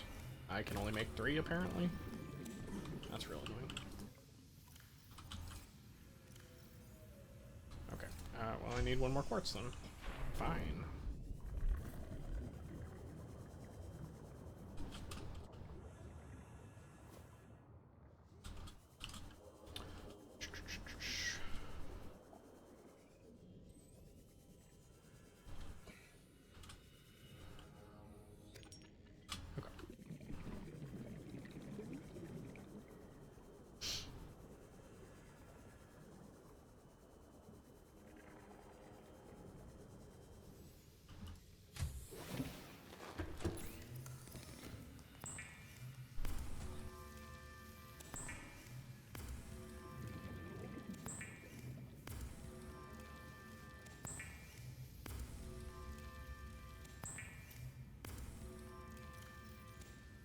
And the enameled glass can just go into the storage container. That is a finished product. We don't need to do anything else with it. We do need to make 3 wiring kits. I believe I have enough silver to do this. I need 1 more silver. Of course I do. I do not have an extra silver. I'm actually going to grab all this copper wire because we need to make a total of 5 copper wire.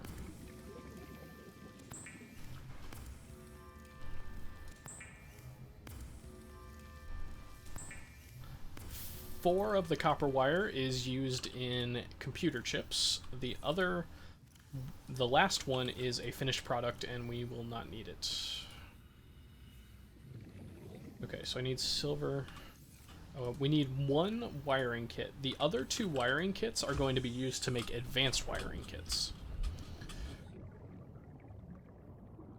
So I still need more gold and silver. Actually, I think I'm good on silver. I need more gold at this point.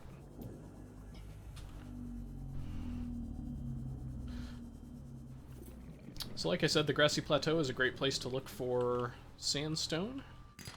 And with Super Sea Glide, it's really quick to get to and get back from. This cave in particular, this circular cave, if you can find it, it's extremely good with sandstone. It has so much.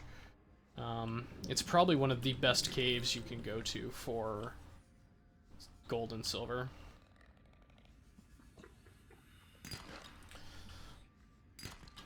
And as always, lead we can just drop. We don't need it. We're good on quartz.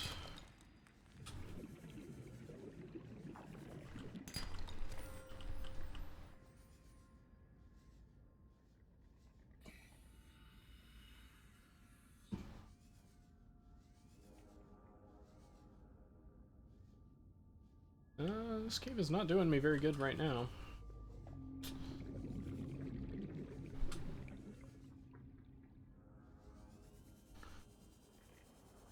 There's one.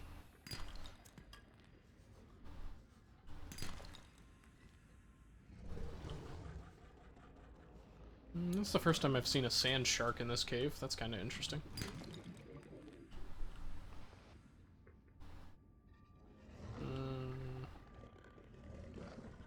Calorie intake recommended. 30 seconds. Well, normally that cave is pretty good to me. I still need 2 more copper, actually, come to think of it.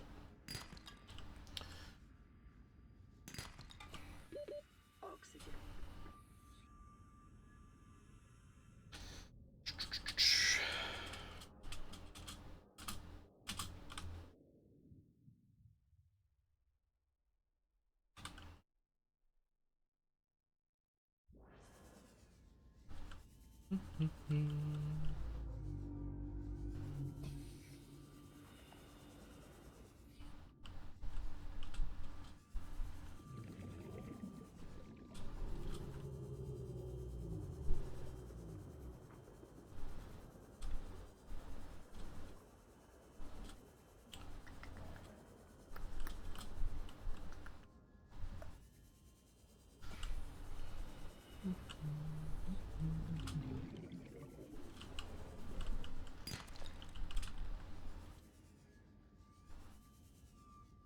So this is why it's important that you try and get as much gold and silver as possible from the other cave, because from the cave next to the Cyclops blueprint, just because it's a huge pain in the butt to try and find silver and gold around here.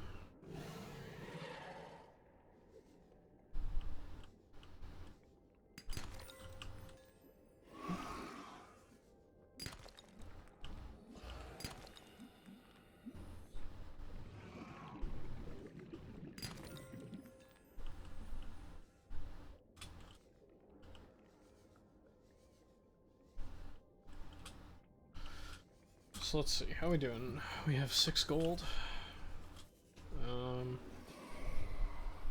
that's not even close to enough. I need 4 We need 2 more, I think. Yeah, that sounds right.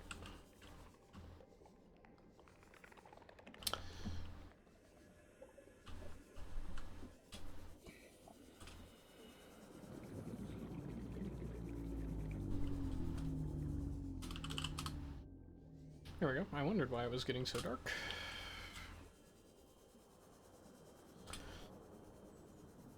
We already did that one.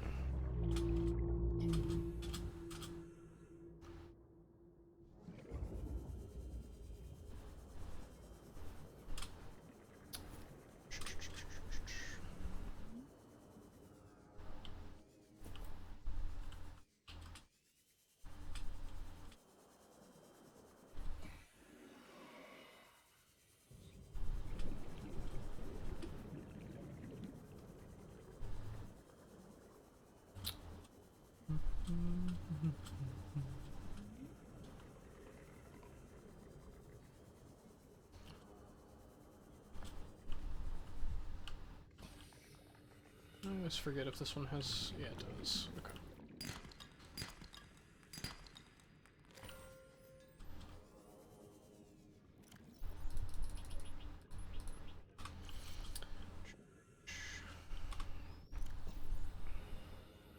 Plus 5, 7. I still need 1 more gold.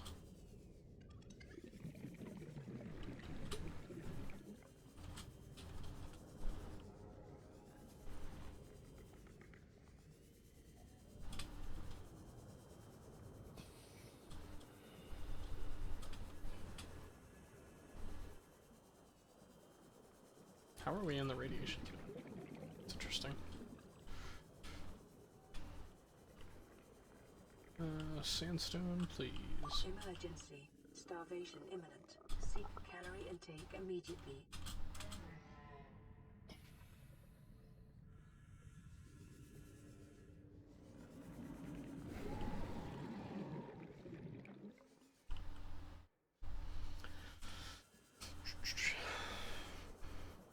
I don't really have a whole lot to talk about here. It's just, at this point, it's just collecting resources and, yeah, just basically collecting resources as quickly as possible.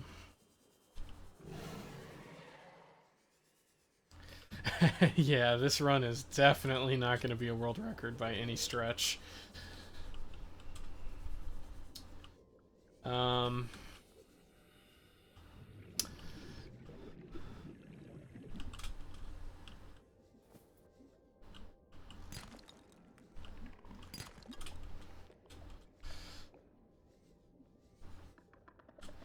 Thank God I'm not timing this. I would feel terrible just based on how slow it's been going so far.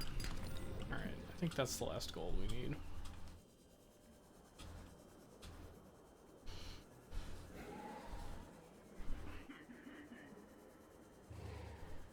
Yeah, never lucky.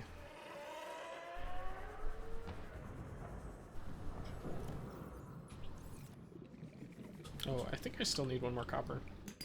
There we go. Excellent.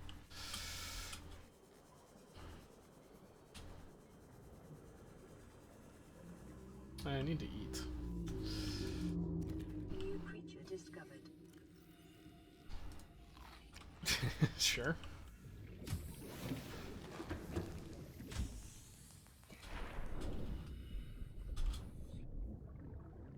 Seek fluid.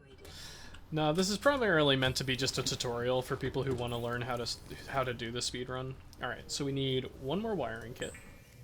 We need 1 more copper wire. I need to go get some table coral.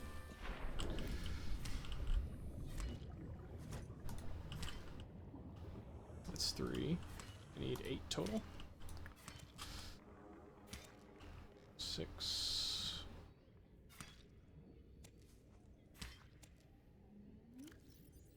Yep, that's 8. Alright, great.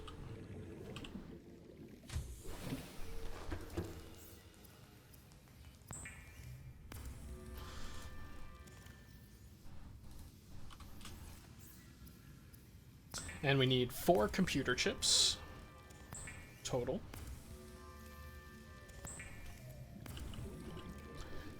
2 of the computer chips are finished products. The other 2 are going to be used in 2 advanced wiring kits,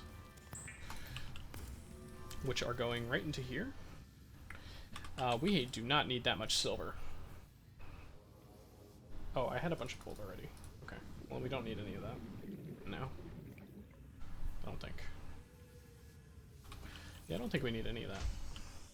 Alright, well, I gathered a bunch of extra that I didn't need, and that's another easy mistake to do. You just forget what you do and don't have. It's not that big a deal. So now we are on to... Let me make sure we're doing okay.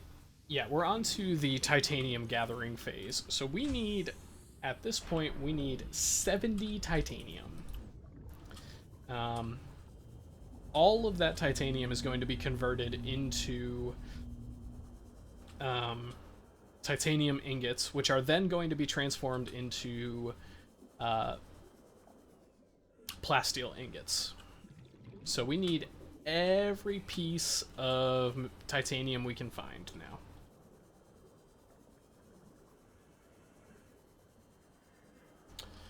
Good places to look for titanium is usually the kelp forest, because the stalkers like to play with titanium. So there's usually a couple pieces around each one. It's usually on the ground somewhere, or on the sides. That radiation is really annoying.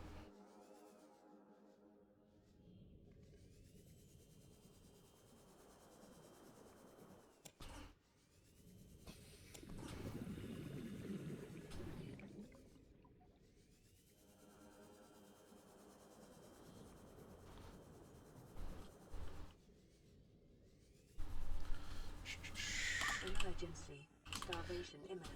Seek calorie intake immediately. So if we die... Fluid intake immediately. Yeah, if we die, it's not that big a deal. It's actually 0 of a deal. It's just not important at all. So... yeah. You do, I will note, move slower when you are below a certain amount of health and water, though. So, if you are going to die of starvation or water, it's better to just go ahead and die in basically any means possible, because you're going to be moving slower anyway, and that doesn't help you at all.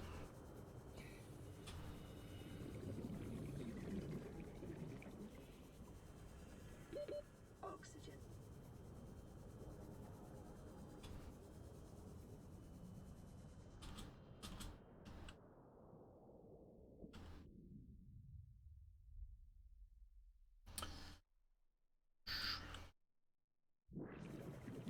I'm still looking for titanium, but I also want to die, so...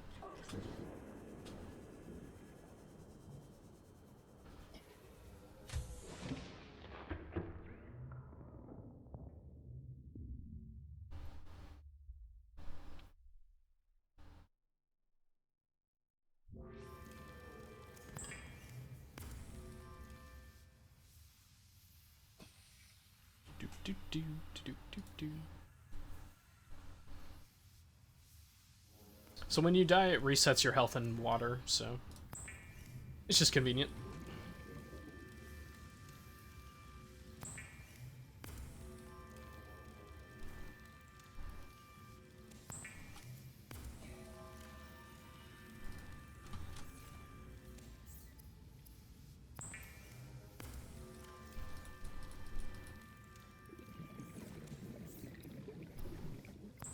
So we need 7 plasteel ingots total. I'm going to make 4 right now, and then I'm going to make another titanium run to get the last 3.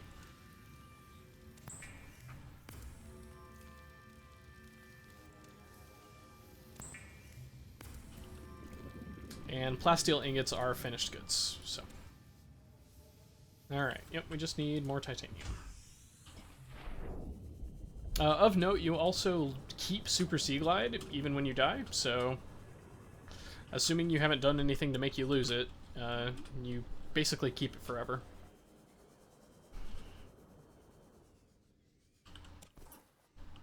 Let's see. 3.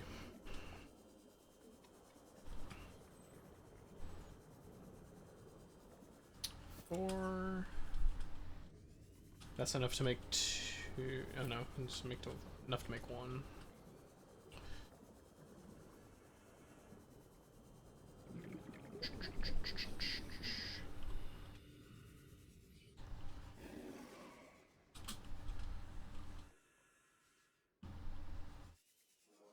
Five, 6, 7. Yep, we need 1 more.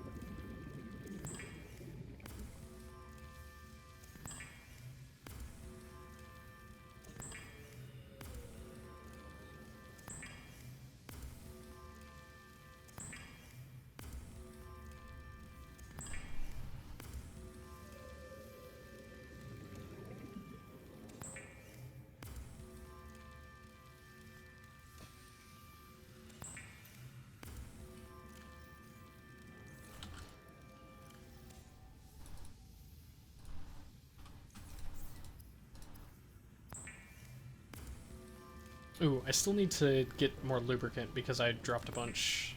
Forgot about that. I need 2. Okay, that's fine.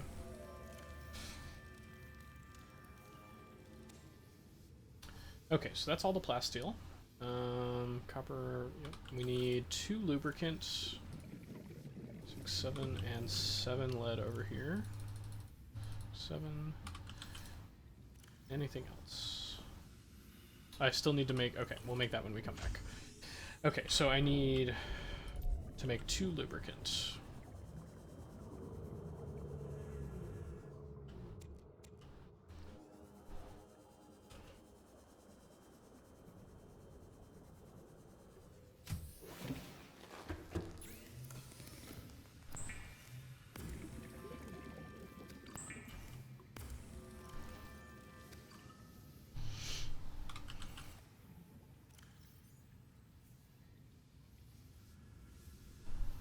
Okay.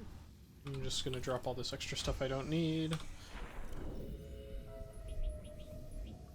Actually, I need 2 of that titanium. Okay. Okay, so we have finished gathering resources finally. Alright, so your lockers should look something like this when you are done gathering resources.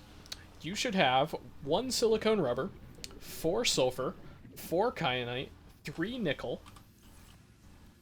You should have a mobile vehicle bay. You should have 7 lead. You should have 2 titanium ingots, 1 copper wire, 1 wiring kit, 2 advanced wiring kits, 7 plasteel ingots, 4 enameled glass, 2 computer chips, 1 polyaniline, 2 aerogel, 2 lubricant, and 1 ion power cell.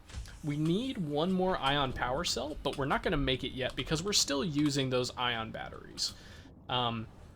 And now we come to the home stretch of the run. We are now going to go to the Aurora, get the rocket blueprint, and we are going to then build the rocket. So, we do not need the survival knife anymore. We can get rid of that. These 2 batteries we will need after we come back from the Aurora. This titanium we're going to need because we are... So like the wreck earlier, we are going to despawn the Aurora. So we are now going to go straight to the Aurora.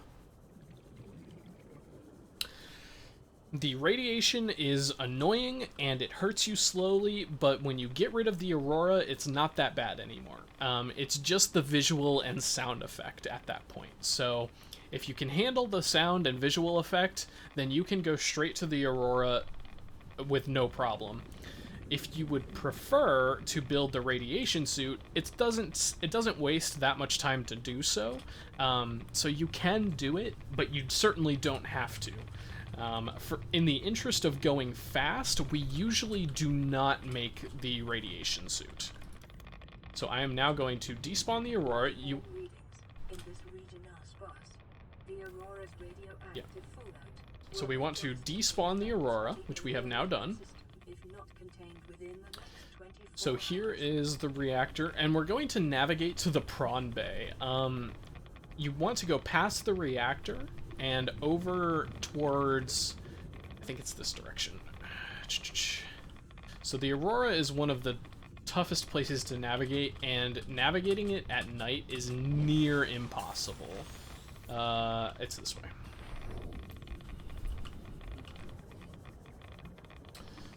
So, we're looking for this piece of piping. It's slightly slanted, so you can actually swim onto the... sorry, I'm a little too far. Yep, so you can actually swim onto this and stay in the swimming animation, but you're going to go over here to this beam, this bent beam, and you will just clip back in just by walking at it. We're now going to navigate through the Aurora. I have a little bit of high health, so I'm going to take some extra damage from that fire just to make this next part a little bit faster. And then we're going to open the captain's cabin. The code for this is 2679. So we open the door and we grab the rocket blueprint. Now that we have the rocket blueprint, we are going to die to warp back to our base.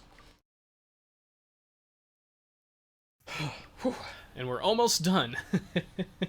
So now, out of our locker, we are going to grab the mobile vehicle bay. We are going to grab, I think it's 4 pieces of lead. We need 2 titanium ingots and a computer chip. We're not going to grab anything else yet. We are going to come back for it, actually. We're going to come back for the rest. We're going to activate super... oh, wait, before I forget. We also want to take our batteries, our ion batteries, out of our tools and switch back to regular batteries. We are now going to use the silicone rubber plus the 2 ion batteries to make the last ion power cell. And we're going to throw that in here with our finished products. Okay. So now we need to find a place that is at least 50 meters deep to deploy the mobile vehicle bay. The grassy plateau works really well for this.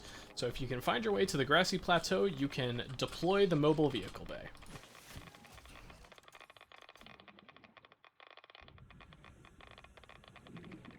I'm not sure. Okay. It might be pointed the wrong way, so we shall see. We are going to build the launch platform. Excellent. And now we are going to go back to our base and grab the rest of the materials.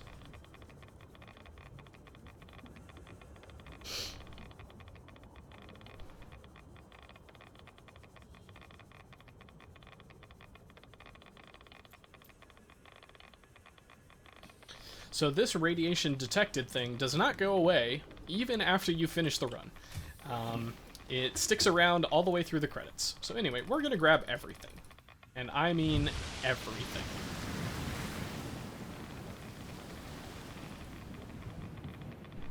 Alright, we have everything.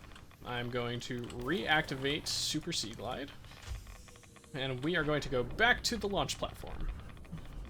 So while you have Super Sea Glide, you can actually do a pretty cool thing. You can jump onto the platform. Just like so. And that was actually a really good one.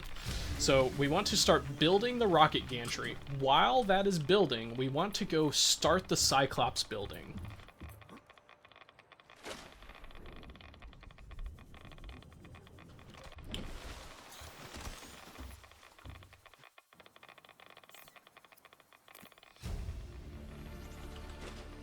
New blueprint acquired.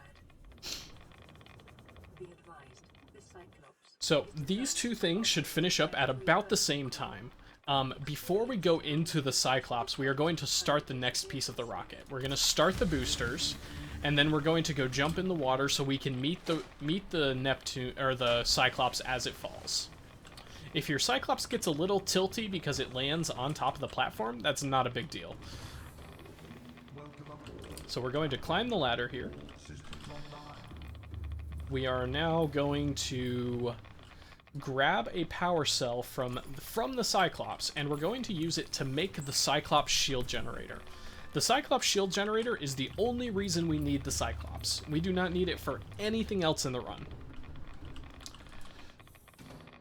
So now we are going to go finish building the rocket.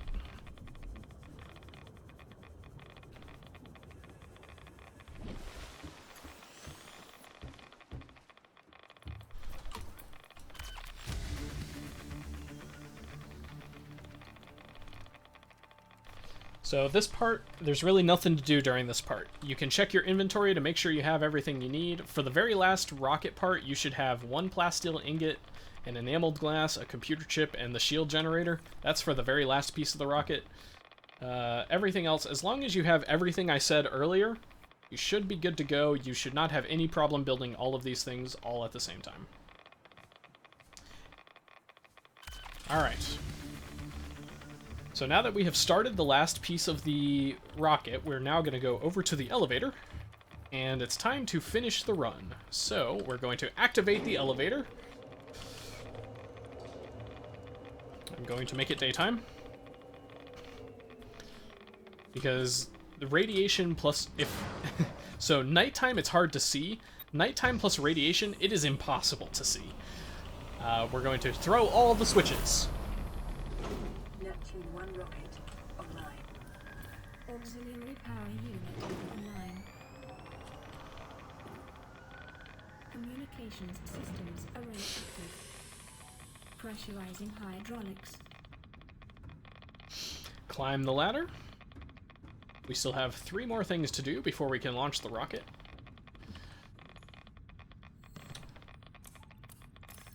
Primary computer systems active. So the time capsule, you can do literally anything you want with it. You can put in your time, you can put in just random letters and numbers, you can throw your sea glide in there, you can submit it or not, it literally doesn't matter. And then we activate the life support system. Life support systems online. And now time is going to be when we sit in the chair. So 3, 2, 1, time. As soon as you lose control of your character, that is time, and you have finished the speedrun. Ready to launch on your command, Captain. I don't have my music on. I just realized.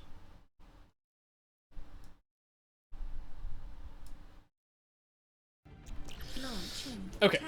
10, 9. So, a few things that I want to talk about before I finish up.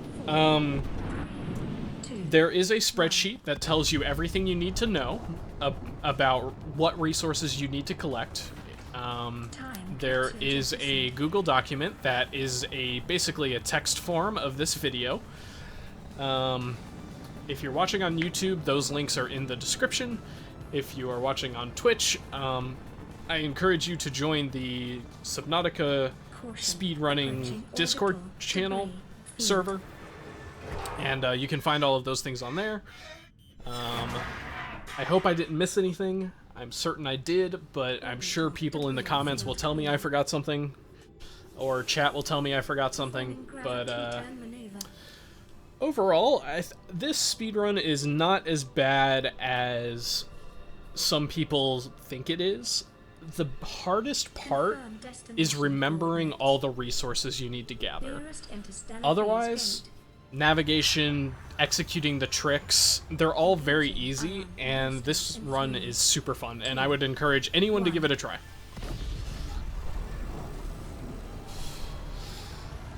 Alright, and that is Subnautica.